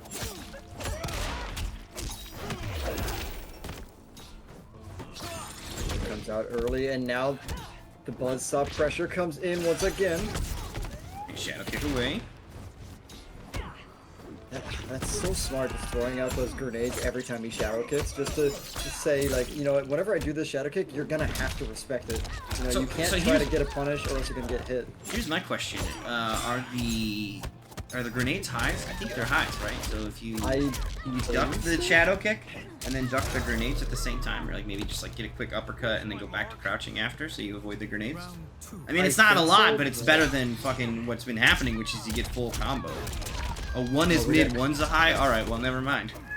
So it's probably like the first grenade that's a mid, the second grenade's a high. Too far into the corner, though. That is kind of the weakness to Strikers. It appears that Sometimes in the corner, the grenades actually kind of fly a little bit too far out of the playable stage area, and then they don't actually touch your opponent in any way, so they're just completely wasted. Yeah, the one thing I'm surprised with Fluffy Fawn is that we're not really seeing any of the baton strikes from Striker. You know, the low, which is I believe neutral cameo, it leaves him +2 on block, so even if they block low, it's still your turn, and then you can go for the overhead, which is even more impressive. Oh my god. You are 100% dead here. This is so much fucking damage that Isaiah just fucking cranked out. He's got over 50% life, and I don't think it matters. Because of the Striker health, it absolutely does not end up mattering. Isaiah gonna be on the board and stay alive in that one. That is so much damage, dude. Holy shit. 52%. I think that was only a 1-bar conversion, right? Or 1 bar and Fatal Blow, I think, was all it was. Goes with a double low, leaves himself plus, and continuing the pressure. Wow, calls out a potential anti-air attempt there. Not able to get much further off it, but just having that application be able to use with a parry into the overhead. This is big here for Fluffy, as now Isaiah trapped in the corner of the grenades once again. No breaker, gotta hold this on, and that's gonna be the game. 2-0 now for Fluffy. Fluffy really just locking him down there with that corner assault and able to close out the life bar in the end. So Fluffy is now going to take a pretty sizable lead here. Isaiah in a little bit of trouble, but Isaiah is no stranger to pressure situations, as they've absolutely been able to turn things around when they looked bleak before. And as the returning champ, I don't think that this is over at all, because I think they definitely have it in them. But we'll see what Game 3 holds, as I'm sure Fluffy would like it to be over here and now. He wants to keep on moving, and he does not want to deal with his Bat Lady anymore. So, what are we going to get? The hourglass. Yeah, we're seeing the Serena swap here from Isaiah, so a lot more damage. You know, if we thought that Fatal Blow combo earlier was high damage, we're about to be seeing even bigger numbers here with the Serena assist. Yeah, Serena's gonna crank it up a couple more notches. And that's the thing, Serena does seem to be the kind of anchor for Isaiah. When he runs into trouble, it appears that, you know, falling back on Serena is not a bad idea. What if there was a... This made me just think about it. What if there was a game mode where, like, when you lost with a cameo, you couldn't pick it again? You know, where you, like, had to pick, like, a team of cameos and play with all of them? Like an Iron Man thing, but purely for cameos. Yeah, yeah. I mean, you probably would be character locked too, but like, but maybe not. Maybe it's just like a cameo. It's the major thing. Yeah, because that would be like, who's got the best like Scorpion cameo, and then you mix it with whoever you want, right? Oh my god, I'm sorry to cut you off, but oh my god, did you see that anti-air there from Fluffy? Oh, holding all of that pressure, Isaiah finally goes for a downward dash, and as soon as he goes for it, Fluffy just immediately jabs him out of his helmet. Don't press! God, it's the parry. Oh no, and he got the fucking recovery? Dude. I cannot believe he just did that. Insane. This is the best Johnny Cage I've ever seen. He's insane. I cannot believe he just fucking did that. Did the Fatal Blow. It was red. And then just hunted him down with the down one anti-air after the dash. Shadow dashed after him, anti-aired him, and then converted off the anti-air. That was the coolest thing I've ever seen in this game. Alright, big damage here for Isaiah. Just getting started. Takes to the skies with a quick bite. Now, it's never any meter to extend, but 357 for no meter is not bad. May have spent some meter in the beginning. I wasn't paying full attention. Speaking of meter, though, Fluffy sitting on all of it. Will spend it on the Shadow Kick, but the safety from Striker means he's going to get the punish. Like, it's just no matter what Johnny does with Striker, if you can't punish him, because those grenades are following right behind him, and he's still going to get the conversion here. Ooh, that time Striker got interrupted. This should be the round with that spendage of the bar here. Keeps it short, sweet, and simple, and yeah, that's going to be enough. 40%, 1 bar, no cameo even needed. And Isaiah staying alive here in the game. Ducking underneath, but the last boomerang will connect. Here comes some more boomerangs. Good patience, though, from Fluffy, not getting caught.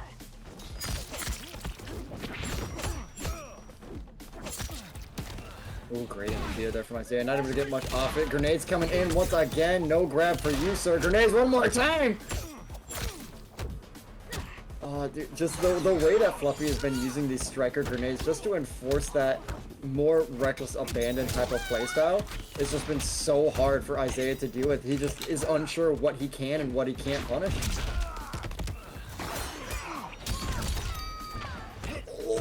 that knowledge there, the dash up back one into the nut punch is a great way of shutting down that Serena call. And Fluffy is one conversion away from sending the returning champion home in 4th place.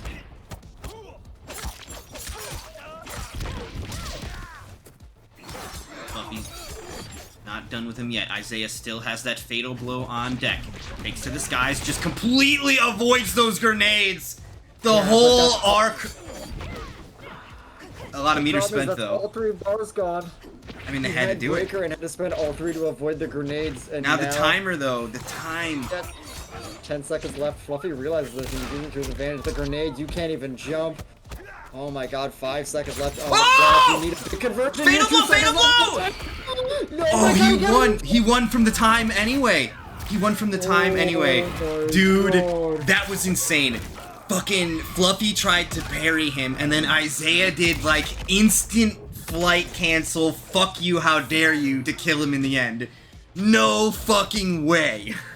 That was almost the most heartbreaking. Like, if he had slowed down for half a second there, that would have been the most heartbreaking loss, but he managed to get enough damage in those last 2 seconds to have the most beautiful comeback to keep himself alive in this set. I mean, if Fluffy had a little bit more health, that would have been heartbreaking, because he didn't fatal blow route in time. The fatal blow triggered after the timer, so that could have been heartbreaking, but instead it's a incredible finish. What a wild set of matches we've been able to watch here tonight. I mean, this match, the match before, the Koizi matches, like, wow, this has been really entertaining here. Really happy that we have this caliber of play here on the Xbox side of things, and I'm glad we've got a place that we can highlight and showcase these players, because the Xbox side has some absolutely talented individuals, and when crossplay comes, we're getting in our Viking longships and we're taking over. Wow, amazing combos here. Unfortunately, drop there at the end for Fluffy, but he is putting on an incredible showcase here with the Johnny Cage, aka Jonathan Carlton, you know, his actual name. Yeah, his stage name. If you guys haven't played it, you should have known all along. Alright, shimmying back and forth. Isaiah gonna get clipped out of the air with that shadow kick, and now Fluffy on set point yet again. Isaiah, don't count him out yet. Serena comes out, just a normal fireball there, though, no boomerang on this. This is the boomerang here, however, so Isaiah's gonna start to build some damage. Fluffy has no breaker to get out of this either, so likely gonna have to hold all of this. Isaiah will keep it meterless himself. Oh no, he spent a little meter there. Look at this, dude. 423 for a bar. Ooh, converts off of the reversal, the invincible reversal from Serena in the corner. That is actually impressive knowledge there from Isaiah. That was huge, and that's gonna do it. That is the round to Fluffy, or I'm sorry, the round to Isaiah. I got the names on the wrong side, don't I? Hold on. No, you got the names right. The names are good. Oh, well. Yeah, Isaiah on the hard. left, Fluffy on the right. Alright, I guess I got confused. All the back and forth. Dude, another big damage opening. It's just amazing how that's 32% meterless with incredible corner push as well. And now we're going to see another 42%er right here from More Isaiah. than that. Even more, 44%, almost 45 there. And goes into the Serena. This is a one-touch scenario for Isaiah to tie up the set here. The grenades coming in, and now Fluffy trying to fight back, but the armored wake up is enough. Isaiah's gonna tie it up. He's not going down without a fight, and you're gonna have to take him down to the brink. You have to take down every single last bit of that life bar. No inch given. He's gonna fight for every single square inch of this stage in order to fight back, and we are going to a game 5 now. Man, Isaiah wants that back-to-back finish, and Fluffy is right now getting in his way. I mean, Fluffy was close. It was within sighting distance, but not able to secure it just yet. We'll see what happens here as we go into Game 5. No changes from either player, though. They seem completely dedicated to their character and cameo. I guess I should say Fluffy. Isaiah has been bouncing around, but Serena as the anchor has seemed to be the effective anchor, because every single time it appears that Serena shows up to back up Isaiah, they make it out alive. The grenades once again, gets the call out on the air, but not able to get much off of it as Serena comes back one more time. Not able to get the pickup though. Now both cameos down. Striker coming up a little bit first though. Those things coming out. Grenades away. Gets the opening here for Fluffy. Full meter as well for Fluffy. About to be full meter for Isaiah as we move into this follow-up combo. It does hit cleanly. We'll drop at the end. Overhead, but still continuing the great pressure here from Johnny Cage, Isaiah in chip out territory, but the Ender is going to be cashing their set point once again for Fluffy, wanting to get that third place spot if he can just take this next round. Yeah, deja vu, we've seen this before. Can Fluffy rewrite it on this one? Wants to secure it. Finds the opening. He will get the breakaway here, so forces Isaiah off all of that meter, which Isaiah's been putting good use to his meter to get some heavy damage as well. Fluffy has the advantage here. Head catches once again, gets the jump over, not able to get the conversion though. Okay, this is going to be full damage here off of that. Isaiah, nice pickup off those boomerangs connecting here. Air-to-air whiffs from both players. The throw is there. Another whiff. Here's the Striker with the grenades. A little bit too close, but it allows Johnny to get in. More grenades. Great usage of the Serena reversal here. Chip out territory now for Fluffy, and Isaiah finds the sweep on the whiffed poke. Set point both sides, ladies and gentlemen. Winner faces Total Meta in losers finals, and it looks like Fluffy really wants it here. Big opening here. Okay, good defense. There's the flight cancel. Flawless block on that means no chip, no meter as well. Grenades are there to keep the pressure going. Fluffy Fawn now has his opponent cornered. Okay, tries to hunt her down with the throw, not going to get it. And the block there gets far enough forward, too, that the grenades aren't going to happen. This is huge for Isaiah, evening these life bars up. Big conversion here for Isaiah. Goes to the double meter here. Oh, man, he just wants to spend as much as he can. He's almost got this done. The grenades are going to clip Serena. So she's going to be on cooldown for a little bit, but the uppercut from Isaiah does it. Man, what a comeback from Isaiah. I mean, Fluffy was so close. And then that parry play where Isaiah barely won the game off the timer was just the beginning of a huge momentum swing as Isaiah is going to survive this one and make it into our losers finals. What a game. I mean, it's very clear to see that 2 seconds is all it takes to change an entire set.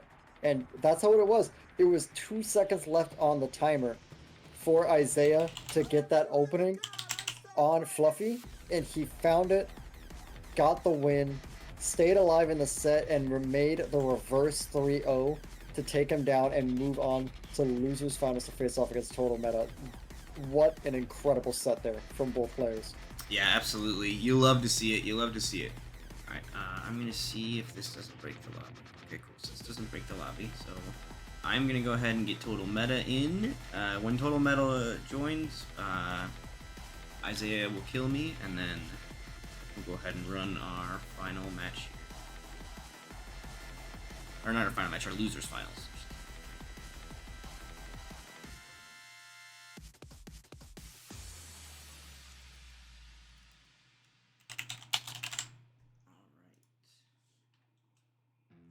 Invite is away.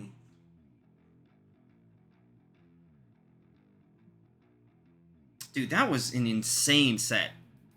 I mean, there were definitely multiple occasions where I was calling it. I was like, all right, Fluffy's got this. Fluffy's got a sizable life lead here.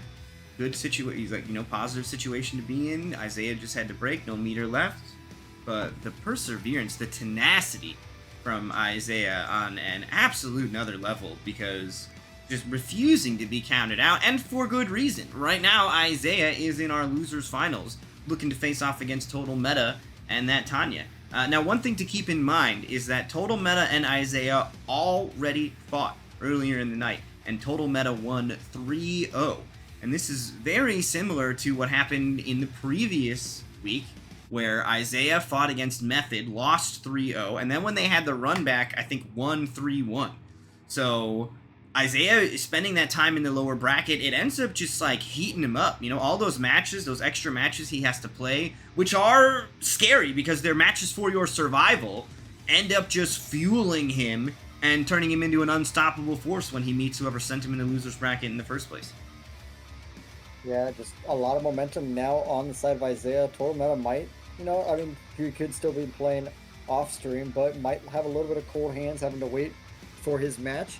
We're going to have to be seeing what's going to be the main factor because, as you said, Total Meta, pretty one-sided set there at the beginning with the 3-0, but Isaiah has just been, as we've seen over the course of this tournament, has been getting better and better and better over every single set, and he is red hot right now coming into the losers finals, and that could be a world's difference here as we're going to be approaching this set.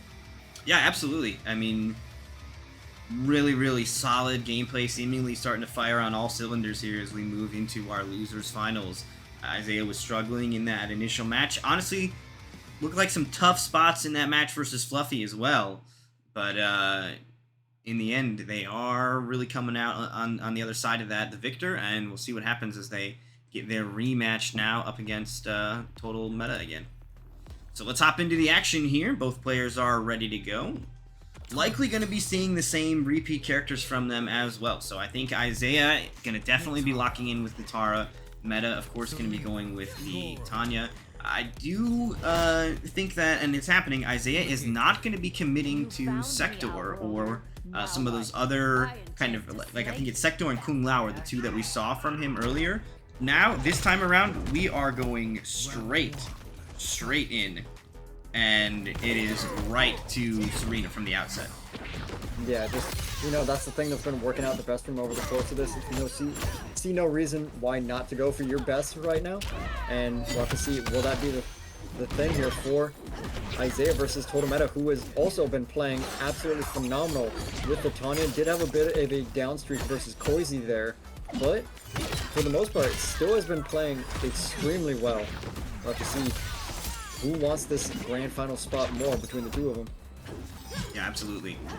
Alright, floating in. Right now, Isaiah a little bit behind in the health bar, but as I say that, he's going to take the life lead off this combo here. 269, not the heavy damage we're used to from Natara, but this does seem to be like a slower paced game between these two. Well, gets the conversion off the Serena as well. That's a little 14% no bar. I mean, that's still a really scary thing to put into your opponent, that no matter where you are on the screen, I can still convert it into big damage. He gets the opening, not enough to kill, but chip out territory here. Keeps up and all over the place, spending lots of meter, but the low eventually finds the mark. Jeez, man, how? You can't block forever. I mean, Total Meta has some good defense, absolutely, but eventually those flight cancels become a low sneaking at you, and the ankle biters, they get you. And now Isaiah, this is completely different from their original set. It was mostly one-sided from Total Meta, and now just Isaiah completely in the driver's seat here in this second set. Charging up. The air leaps available here. I don't know if they're going to get used in this combo. They do run out, though, if you don't use them. Oh, tried to use them there at the end, maybe for some sort of setups potential. And this time, Isaiah spends the meter, gets in. Fatal Blow is going to come out, wants to get rid of this opponent here and now. This is not going to be the kill, but this is going to put them into a position where one more stray hit could do it. They have full Serena assist available as well. So that stray hit can come from anywhere if it's Serena, and that's game. That's lights out. Yeah, all that bar now spent here from Total Meta, not able to break away from any potential hit. Oh, Goro saved her life, dude. Oh, but the overhead! Oh my god, last breath there for Isaiah. Barely just had enough health to survive, and that's all you need. It doesn't matter how much health you got. If you have 0.1%, you are still in the game. And Isaiah, with the brutality, takes down Total Meta in game number 1 here to get a nice little lead. She does what to you? She rips your fucking head off like that? That and is then strokes sick. It like a child. That is awesome. I like it. There was barely anything left on Isaiah's health bar, too. Like, I mean, really pushing these to the brink, to the absolute maximum limit, and making it happen either way. So game 1 gonna fall to Nitara. We'll see what Total Meta does as we move now into game 2. No changes though. We're gonna be continuing to lock in with the Tanya Goro approach, which I suspect is gonna be how the whole match goes. I mean, I guess you could say it for that first game. Isaiah's really, you know, getting ahead in the set with that brutality.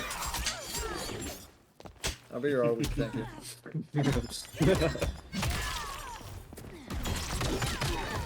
Ooh, gets underneath the armor. Yeah, one thing about Nitara is that blood breath is actually a high, so just utilizing that Michelangelo spin, really great way of low profiling it, getting a combo off it as well.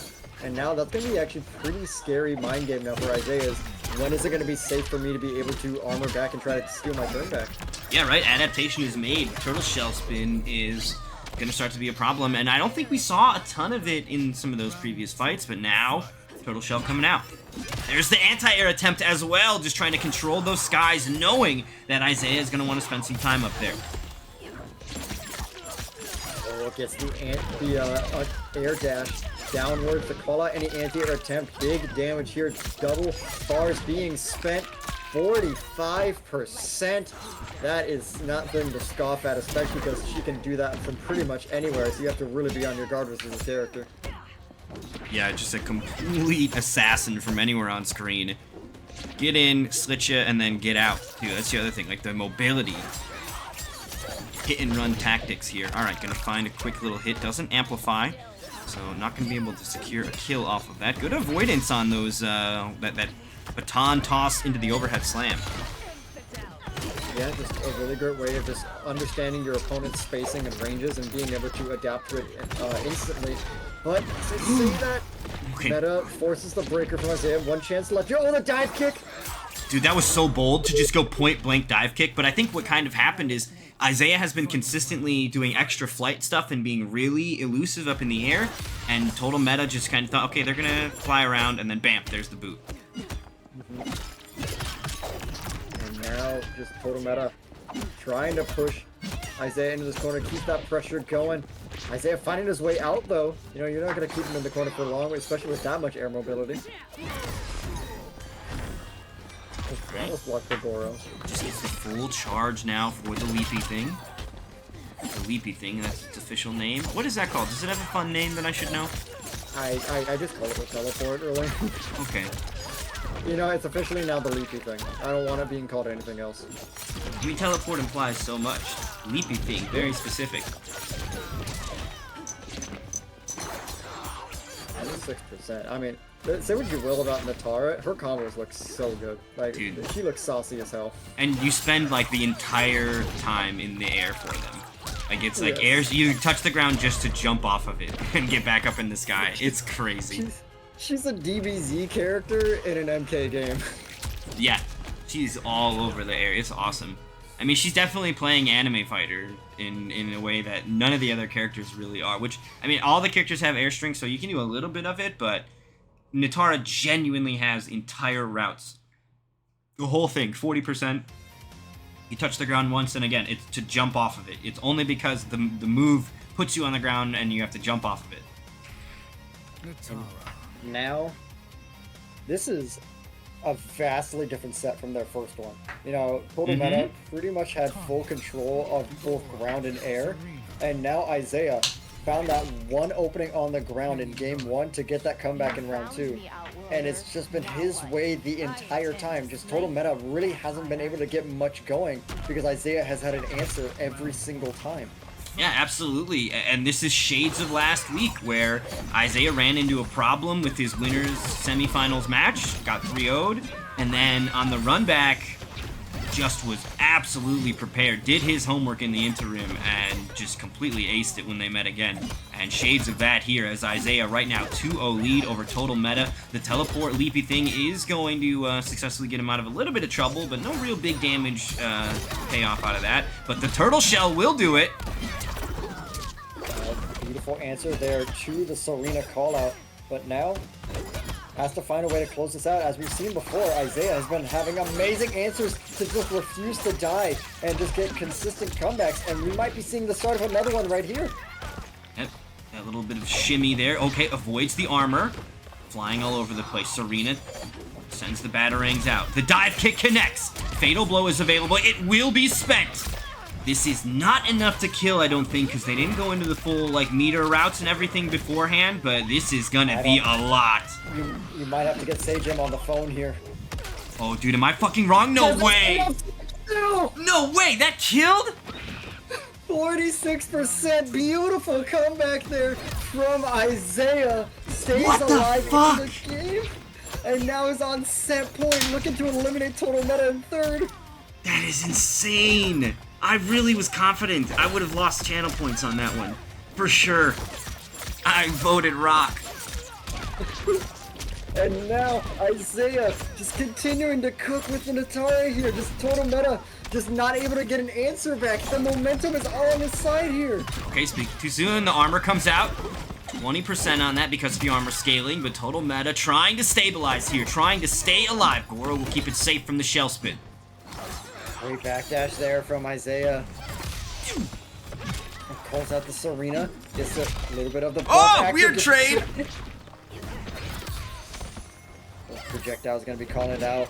Fatal blow on the side of Total Meta, but you know, almost death. It is Isaiah. Goro comes in for the chip, celebrating a little early, but you know, celebrating the round nonetheless. As now, final round here for both players. Nice anti-air. Not going to be able to get a full conversion off of it, but still letting Isaiah know those skies aren't safe just yet. Ending up the overhead string. Pulls out the armor. Once again, not able to get anything going though is Isaiah. Meta starting to wake up. You're getting a lot going now.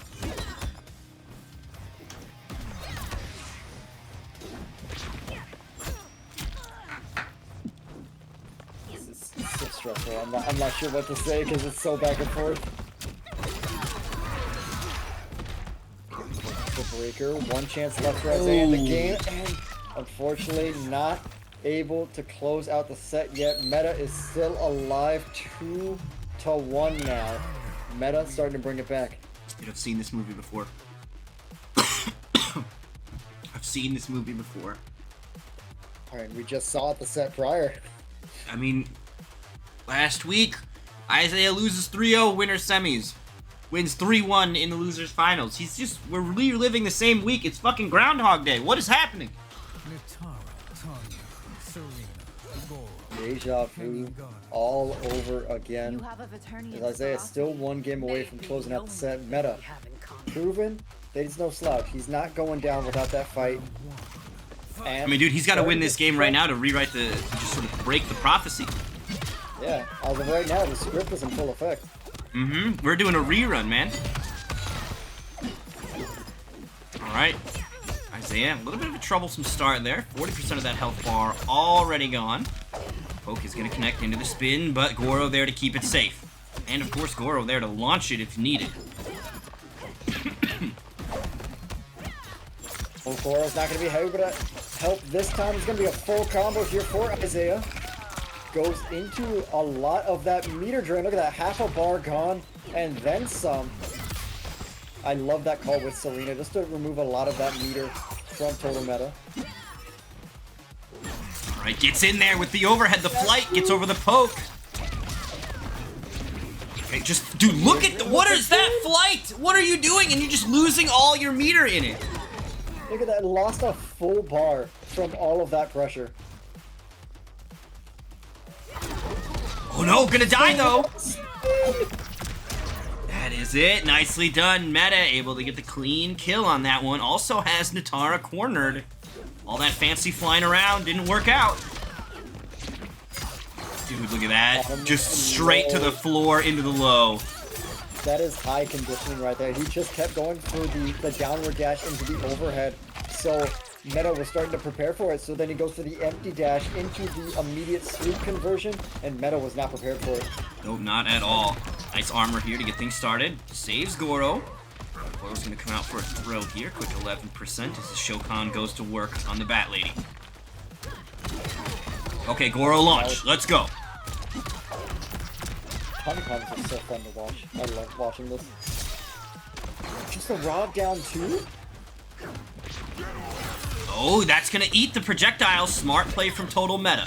Fatal Blow available now for both. Flies all the way across the screen. No meter left for Isaiah. Finds an opening, but not enough to kill. But the flight right into the sweep means the round and set point now for Isaiah. Yeah, I think that was going to be chip out there, so that was great stuff from Isaiah. Continuing the pressure forward throw here, nice little 11%. Ooh, wow, that's so graceful looking where she's like stands up there with her wings. She looks so beautiful in that pose. How about the low again? Just Isaiah's just been so on point. Gonna be fully cashing out with the double Serena call. Big damage under wing here. 38%, not a single bar spent outside of Cameo. This is deadly. Okay, Breaker will come out. Isaiah has a resource advantage here. The turtle shell will connect, however. Total Meta gonna get the side switch. Builds up the charges for the leapy thing. Oh, air to air, I saw it. And now one touch scenario, no bar on the side of Total Meta. Goes for the raw sweep, and that's gonna be it. The script is still in effect. Isaiah 3-1 over Total Meta. Well, I mean, we could just close up shop now because Koizi's gonna lose. Isaiah's gonna reset the bracket and Koizi's gonna lose. That is the events of last week, and it's just a repeat here. Isaiah's trapped in a vortex. Yo, wait, I've never seen that fatal before. Not me either. So cool. Isaiah usually fills them with bats. So, yeah. I don't know what that was. You know, yeah, you put the bats inside of him and then ripped out the face and stomach, and the bats like fly out all around like a tornado. That looks so cool. It's bat storage, but it's very brief. The temporary 2-second bat farm. Yeah. Alright, so we got some scores to pop in here. Total Meta taking home a game, but it is indeed going to be Isaiah that secures the victory and now finds himself matched up against Koizi. Now, this also is, I believe, their first time fighting each other. They have not fought one another before because their paths just had them on opposite sides of the bracket. I want to say they were in different pools, actually. They came from different pools, so they wouldn't have met each other in pool play, and just the way that it worked out is Total Meta ended up getting the W over him and then facing off against Koizi. I would typically say that could be, oh, did you guys play? How did you guys play? Where would you guys have played? You were in winner's side. There's no way that you guys played. I don't think they mean in Nightmare series, but in like a... Oh, I'm sure that you guys have played each other before. This is not the first time you've met. That's not what I'm talking about. That you've never played each other, but in this bracket here, haven't ran into one another. I guess if you've played before, there is some familiarity that Koizi might be able to rely on, but Isaiah is got a ton of momentum behind them right now. So that could be problematic for Koizi, who's going to be going into this somewhat blind, having not done a previous set tonight to kind of go off of. It does sound like Koizi is currently fighting, though. Is Koizi on stream in that other event right now or something? Wrong button. So it's going to be a big knowledge check for both players of who knows Natara and who knows Sindel more between the two of them. Yeah, and who has and from the other side, right? So how much does Koizi know about Natara, and how much does Isaiah know about Sindel? Because I feel like the two of them probably know everything about their own characters. You know what I mean? Like, they definitely know pretty much the whole gamut of what there is to know about their own characters. But how versed are they in defending against, that kind of expert level offense? All right, so do you know what the score is, Kelly, in their set right now? Hey man, you're more than welcome to join us if you think you're so good. Super elite. But, I mean, you say Xbox players, but there are players like King Gambler, K7 Show Off, that came from the Xbox side of things. Striker just won CEO Taku, he's on the Xbox side of things. But I mean, hey, if we're so free money, come get it, man. I'll pay you. Even after you ran your mouth. I don't mind. But when crossplay comes, you can try to back it up there too, and still probably get dunked by Xbox players, and it'll be funny. So keep that energy whenever they finish crossplay. I'm trying to be optimistic and thinking that's coming, hopefully around Omni-Man's time, but you know, no confirmation. But no denial either, so I'm gonna keep that theory going until they say no. I think their decision to explicitly notate that it's PlayStation for all the online events in the Pro Tour makes me feel like the entire Pro Tour is going to be done without crossplay because crossplay doesn't exist. Yeah, it's sad, but you know, I like to have some form of hope, right? Yeah, I would love for them to be getting it done and out as soon as possible. But that makes me feel even worse than if crossplay is out and we're just not allowed to use it for the Pro Tour for whatever reason. Like, how the hell did Sony get into NetherRealm's pockets that deep? I mean, I know NetherRealm recognizes that the community at large is on PlayStation, so sure, that you can't do Xbox only. But for them to completely neglect the Xbox side of things, I would hope it's because they don't have crossplay ready and not because they're totally like, fuck Xbox, because that'd be awful. If it works, why the hell wouldn't you let them play? You know what I mean? Like, why wouldn't you?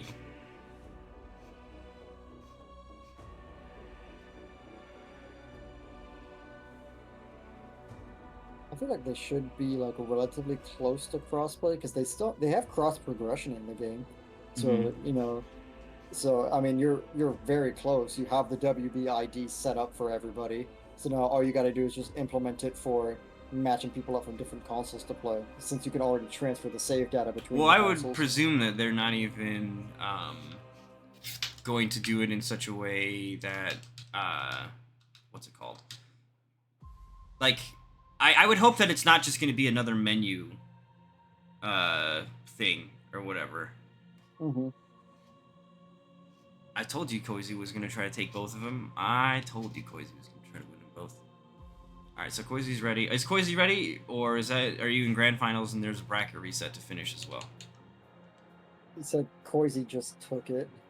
Yeah, but was that the first set of the reset?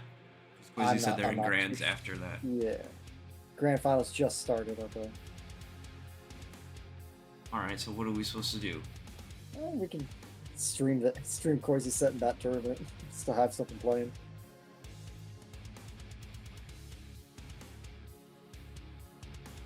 But we're not going to go back and forth? What? I'm unsure. Oh, they said they're willing to take a break so Koizu can fight here. Okay, so that'd be perfect. Okay, yeah, that would be awesome. That's perfect. Because Isaiah... Oh, wait, hold on. Isaiah is not the opponent in the other thing, right? It's not Isaiah in the other one, too? That would suck if that was would be true. crazy. That would be crazy. Koizu is saying invite, though, so we can get... Okay, cool. Perfect. Thank you. And we'll host over to them when it's done. So...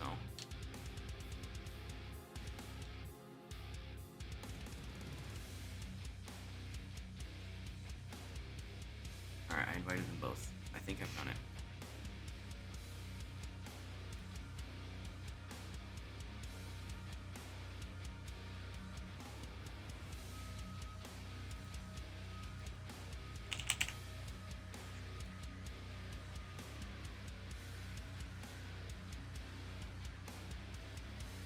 Alright, so I've sent the invites. I didn't join. Oh, okay, wrong dude to join. Yeah, I was like, uh-oh, what? But now I figured it out. Words are hard, you know? Sometimes the brain just doesn't fire completely. Yeah, I feel that. You know what this bracket is not set up for, though? This bracket is not set up for a bracket reset. I mean, luckily we don't show it till after. But it is not set up for a bracket reset at all. So, oops. Whatever. It's pretty. I like it with the lightning. I think it looks cool. It's better than the Smash GG page all day. But we got our competitors here, so let's hop into the action. Koizu versus Isaiah. Now, Koizu is going to be on the winner side of things, so we're going to put some identifiers here so that we can tell.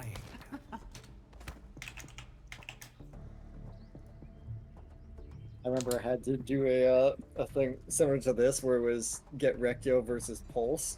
and I had to not only symbolize that someone was in winners and losers, but I also had to symbolize that one of the Johnnies had a hat and the other one didn't, so people can differentiate whose Johnny was whose.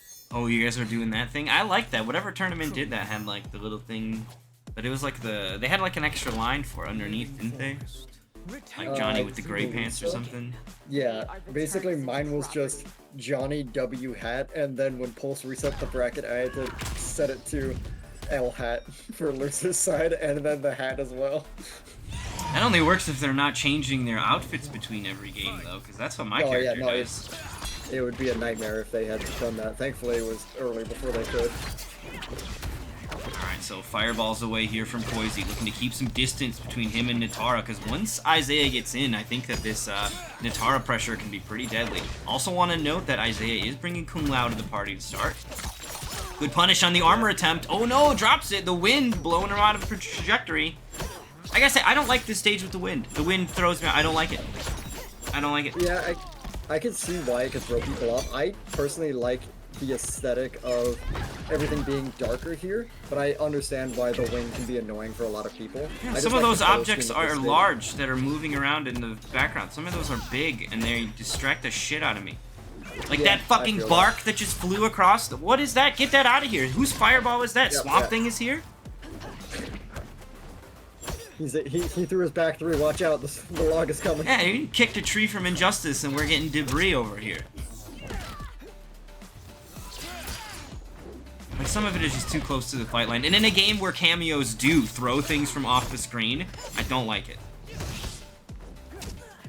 Right now, very back and forth, but Isaiah finds the sweep there to take round number 1 here. A really great job. Koizi was really trying to play that zoning game plan, and Isaiah was just able to continuously find his ways in over and over again, and now forces the breakaway from Koizi. So that's going to be a lot of meter not on his side of, you know, that armor wake up that we've been seeing a lot from Koizi. No longer on the table here. Needs to find something else, as he's going to be getting a big opening here. I believe 30% now?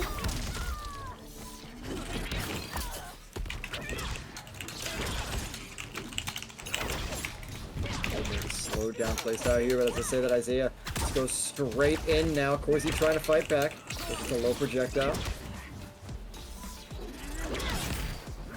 Oh, great coverage there on the air and ground with both the onion ring and the air projectile. This is going to be big damage. Isaiah not going to spend breaker, so Koizi going to be taking 1 round here. Final round between both players now. Final round. Fight. All right. Back and forth here. Full meter on the side of Isaiah. Excuse me. A lot of fireballs coming out here, too. Just trying to keep Natara away. Oh, good call out with the finger snap as well. I think that Kung Lao may have gotten tagged, but the hat just comes out so quick that I still have to deal with it. And I think snapping Kung Lao would also stop the hold version of Buzzsaw hat as well, if I'm correct. I mean, I'm not. Yeah, it probably stops charging on the ground, right? And then gets let rip. Because I believe Kung Lao is somehow involved with charging of it. And he might even hang out the whole time it's charging. Much like other cameos. He does leave, but in order to charge it, it takes continuous. Yeah, it takes more than a meter. Okay. Yeah. But he does still leave to get out of there? Interesting. Yeah, he still does leave, so I'm unsure of how that affects the Buzzsaw hat.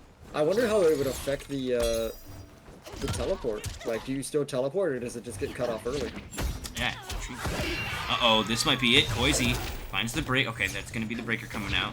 Last chance here. Interrupts Sonya, but doesn't find the hit on Koizi. Koizi had the blocks ready. Isaiah, now Fatal Blow available. Okay, gets in. Koizi just maintaining solid defense. Only 15 seconds left on the clock as well. Uh-oh! That was a huge input error from Koizi, I think. Yeah, and forces the breaker out. Now Koizi, 1 opportunity left, has to play the defense here. Gets the hard to block, but the defense looking so good. 5 seconds left. 1 hit into Fatal Blow. Oh, that's what he's going for. Tries to go for it. Unfortunately, not going to land its mark, and that's going to be Koizi taking game number 1 here. Great defense there with his Sendo. Nicely done. Honestly, I love the idea there, because had that Fatal Blow connected, Life Lead would have been on Isaiah's side with 2 seconds left. So Isaiah kind of understood the win condition there, that he didn't have enough time and damage to kill, but didn't need it as long as they were able to get that freeze into the time stop from the Fatal Blow to take the Life Lead. now we're gonna have to see what are the adaptations gonna be made in game number 2. Isaiah played incredibly well that game. It came down to a timeout in final round. We're gonna have to see, will the Kung Laos still be staying here, or are we gonna be going back to that very big anchor, you know, the Serena? No, we're actually seeing the Sector here. Interesting. So I don't know if I agree with the Sector pick, but just having a lot of unique aspects with keeping yourself safe on these overhead low mix-ups with that missile coming out could be a big aspect here. We just have to see how it's going to be utilized. Quick bite. Going in, Koizi finds the throw. Gonna get the side switch as well, so a lot of real estate to start to run away with. Gonna start things off though, however, with a big chunky 14% throw here. Armors through the Sector flames as well. Is that safe on block, the flamethrower? I have no idea, to be honest. He shoots it twice, so I don't know. Maybe there's like a gap that you have to poke the Sector out of it or something, but I don't know. Because he does like the both arms and then he shoots another one. Yeah, because he does the forward one and then he like does the arcing. Yeah. It's like the normal plus the amplified. Yeah. Alright, only a little bit of health left here for Isaiah. Koizi just impenetrable right now, not able to find an opening at all. Okay, there's the opening. Fatal blow available, but the immediate break means that Isaiah's gonna actually need to find another one, and the up block. Beautiful play. With a character like Nitara that spends so much time airborne, and that's actually something we didn't see from Total Meta, was any kind of up blocks to deal with that approach. It was all just holding it, but you can shut it down completely if you commit to an up block. Of course, commit is the word used there, because if they bait it, you're in trouble. Yeah, and not only that is, you're not only getting comboed, but you're getting comboed for extended damage because that up block was, you know, if you bait it out, you take increased damage for a short period of time. Is it across the board more damage? I thought it was just throws. No, it is throws and regular combos. Like if you punish an up block, no matter what you do, does increase damage. For how long? I think it's for the whole. I think it's like for the first 5 hits of the combo, I believe. Interesting. I've got some science to do. I did not know that. I mean, you need a low to be able to do it, though, right? Up block No, still because block up block only blocks overheads. So you can hit it with a high, you can hit it with a mid, you can hit it with a low. Anything that's not an overhead will punish an up block. Okay. I thought it was just throws. I got some labbing to do.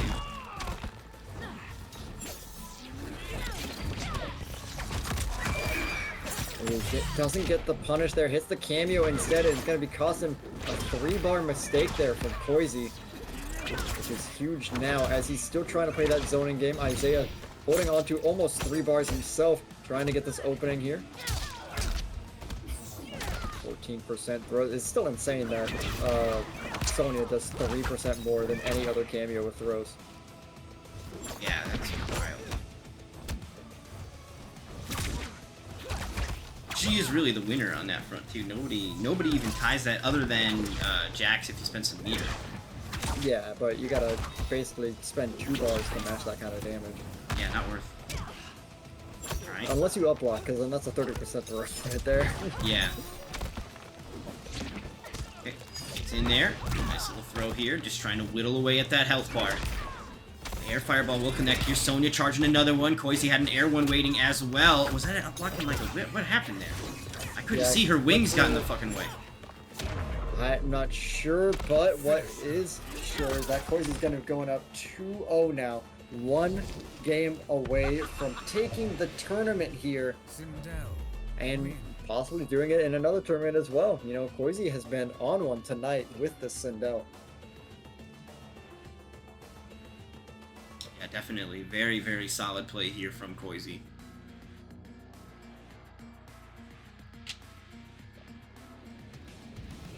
Alright, so here we go. Game number 3, potential final game. However, I will say this. Isaiah has heard the words potential final game many times. And not been phased, able to get the total victory despite the fact that defeat was looming. Because right now, 1 game away is a familiar place for Isaiah, and they're still alive here in the tournament. So can they make a miracle happen here against Koizi? They need 3 straight, then they can start to afford some more losses. But for right now, 3 in a row is what's demanded of Isaiah. And we are seeing the anchor return. You know, Dwayne The Rock Johnson on the side of Isaiah with that Serena cameo coming back once again to hopefully bring this one back on his side. Yeah, interesting that it wasn't Serena from the very outset. I feel like Serena's the best one.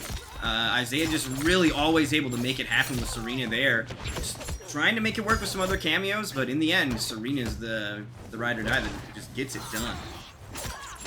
We tried to call out the Sonya, but the Serena got to be calling that out. And now, I would say a very dominant round 1 there with the Serena usage from Isaiah. And Serena's just normal fireball, not the batarang one that combos, is really, really good. It's so fast.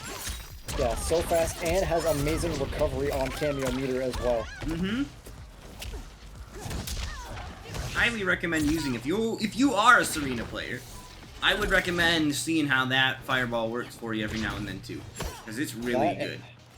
And she probably has the best reversal of any cameo. So if you're a character that doesn't have the best defense, Serena's definitely something to look into, because that completely invulnerable knee is something really worthwhile. Here we go, Isaiah about to get a game. That is game number 1 for Isaiah, answering back. Yeah, as you said, you know, 1 game away has been the story of Isaiah's entire run here. Has always been, you know, getting down 2-0 and performing phenomenal comebacks here. And we could be seeing the start of another one here from Isaiah. Absolutely, absolutely.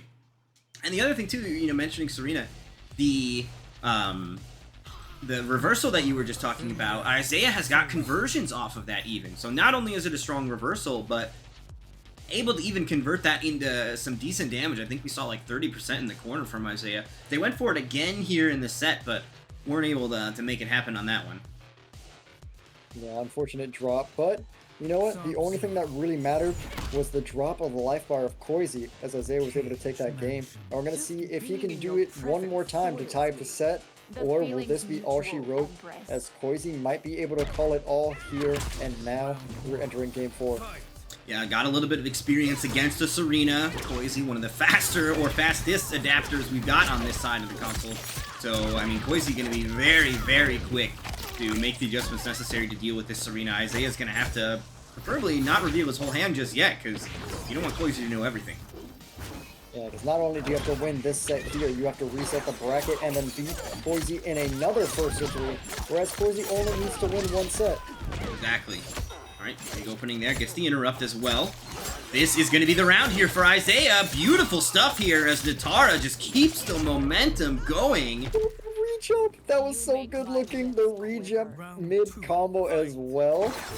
Yeah, I think I haven't actually tried to play the character. Does that stuff all take like a bunch of extra like Blue Beetle level execution to do? I mean, I'm not too sure. I mean, it sort of looks like it with how many fast-paced inputs you gotta do. Yeah, Isaiah's hands are just so many APM right now. Okay, good defense. Blocks the hair flurry. Uses the flight to get in. Gets pushed right back out, however. Flies over the fireballs. You can see that Sub-Zero frost armor as well. So not going to be able to get away with the Serena just kind of randomly. Going to have to pick those spots to throw that Serena assist in the neutral a little bit more specifically. Okay, careful. Fatal Blow now available here. Uh-oh. Here's that conversion off the reversal again. Yeah, as you were talking about it, and gets the punish there on the up block forward throw. It's going to be doing more damage. 19% if I read that right on a forward throw? Yeah, dude. Just wonderful numbers if you can bait that out. Nicely done here. So those up blocks coming back to haunt. Okay, armor gets through. Koizi baits out the armor.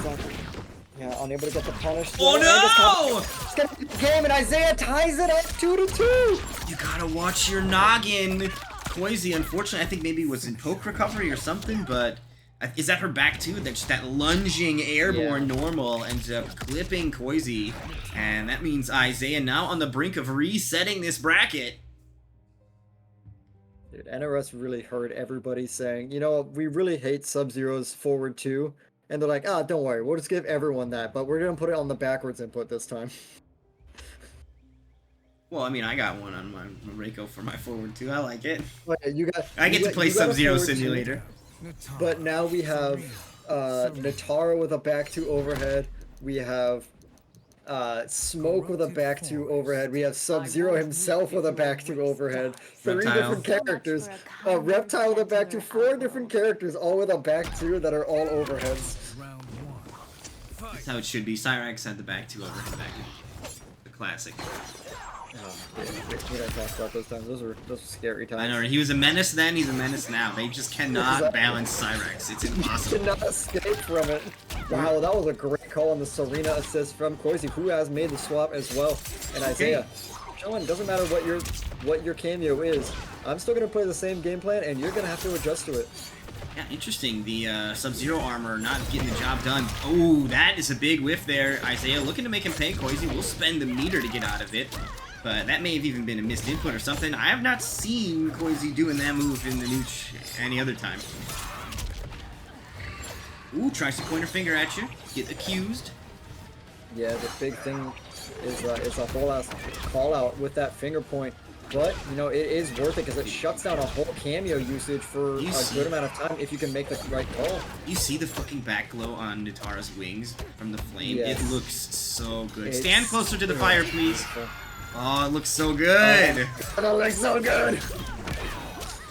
Oh, what also looks good is this combo right here. We'll launch. Dude, look at these numbers. 435 from Sindel into the low. Good defense from Isaiah. Also has Fatal Blow available. The poke is going to actually snipe Serena, though, so she's going to be on cooldown for a moment. Oh, no, the timer, I didn't even pay attention. 5 seconds left. The throw won't be enough. Yeah, that's going to be Koizi now on tournament point here, ladies and gentlemen. 1 round away from closing it all out unless Isaiah can make a huge comeback here. Koizi's been playing so on point. The adaptations have been going crazy with the Sindel.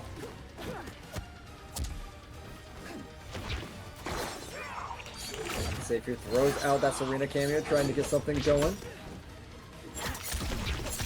Gets gets over the poke, full combo coming in, keeps it simple here, 26% into the meter drain. Overneath is an interesting one. Dude, when stuff gets hype, I lose control of the English language. I like that one, overneath. I'm sorry, I'm not trying to call you out. That's a funny word, though. It's funny, no, I'm actually going to be using it from now on because I thought that was good too. Nobody will know what you mean. Exactly.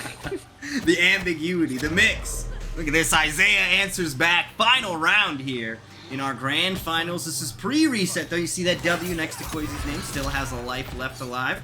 But Isaiah trying to take it from him and reset this bracket. Also trying to make the other stream wait. Apologies and thank you guys for waiting for us and letting Koizi play here.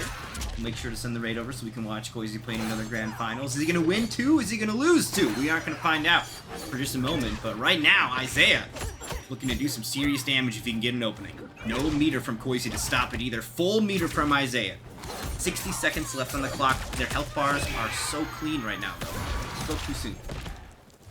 Breaker though, so now no meter on pretty much any side. Koizi's about to get that 1 bar now, so he does have access to either a combo extender or an armored reversal here. Forward throw. 45 seconds left on the clock. Life lead on the side of Koizi as the zoning continues. Isaiah struggling to find his way in. Isaiah in a little bit of trouble here. I think the clock is absolutely about to become a factor. But both life bars are fairly decent, so I think a combo from Isaiah, and all of a sudden he's got the life lead. Stays above them? What a play from Isaiah! That was crazy. Perfect avoidance. Now the problem here is that Koizi possesses a character that is going to be able to inflict chip damage much more effectively than Isaiah is. So Isaiah cannot let it get to a long-range zoning game or the life lead will slip away! Spoke too soon, it's happening. Koizi about to be our champion. 3 seconds left, won't even need it. as the combo will do it, and Koizi takes the Nightmare Series number 2. Yeah, this combo's not fucking done, holy shit. I don't have enough time to talk about it the whole time. My breath was gone. What a play. Insane. Down to the wire, too. I mean, literally 2 seconds left. That felt like it could have gone either way, but it is going to be Koizi bringing it home. The Sindel is the champion here in week number 2. Congratulations to Koizi. They're going to be taking home a chunk of points. However, with Isaiah getting first and second place, that chunk of points is not going to be enough for first place on the points leaderboard, as Isaiah is likely going to maintain that top spot, at least for now, on our overall point standing, which is what truly matters here in the Nightmare Series, as it is a 8-week event, 7 weeks of points, and then if you don't have enough points, you can play in the LCQ, as that final week is a winner-takes-all. They just get the final spot, and then you guys can play for the $400 prize pool there. Congratulations, though, to Koizi. Really nicely done. It is, of course, though, going to be not the end of his runs tonight, as he has a couple other tournaments, or one other tournament to finish in. So, you know, big shout-outs to them. Hope they wish them luck in their next set. Before we say our farewells, though, I do want to give a big thanks to Silver for joining me on the mic. Also, big thanks to Kellyanne for helping out with the brackets and helping out in the chat, as always. Really do appreciate that. Silver, is there anybody that, or anything that you want to, you know, tell these fine people before we say our farewells? I mean, just gotta say thank you guys so much for stopping by, watching these incredible matches for this incredible event. You know, make sure you guys are also, if you're not, following Dream Eater so you guys can watch more incredible Xbox tournaments. As you guys know, my name is Silver Sandbag. I do my own streams as well. You know, stream a lot of MK. I've been also starting to get into Disney Speedstorm, a really fun, you know, racing game if you guys haven't seen it yet. But I'm also a host, TO, and commentator for Shirairu TV. We host tournaments every single Sunday, $250 pots for the boys on the PlayStation side of things. So if you guys do want to take part in those, you know, twitch.tv/ShirairuTV, and check those guys out. We host, you know, a lot of great stuff, so make sure you guys give us a chance to see what we got. Absolutely, and when crossplay comes through, you know that we're going to be trying to invade those shores as well. See if we can get some Xbox champions through on the Shirairu Sundays. That would be cool. I mean, look, Pulse used to be one of us, and he is the reigning champion. So, come on. Xbox players still out there doing some business. But yeah, we are going to... How is Pulse doing, right? 3-time champ, right? First time in 3 years since we started Shirairu, you know, TV. Ever since we started the Shirairu Sundays, no one has ever three-peated at SRS. Pulse was finally the very first one to crack that. Yeah, we're claiming him. We're claiming him. Pulse is ours. Pulse is on the Xbox side. Alright, speaking of Xbox side, though, there is another tournament. Koizi is playing in that right now, so we are going to send you guys over there. If you like what Koizi was doing, you get to watch him try to do it again. Get the back-to-back here tonight. So you guys all enjoy, and let them know over at Full Combo where you guys came from. Oh, wait. Can I do it? I don't know. It says... Oh, no, I did it. Alright, we're good. I got a weird thing in the chat, and I freaked out. I panicked. Later, everybody. Peace out, guys.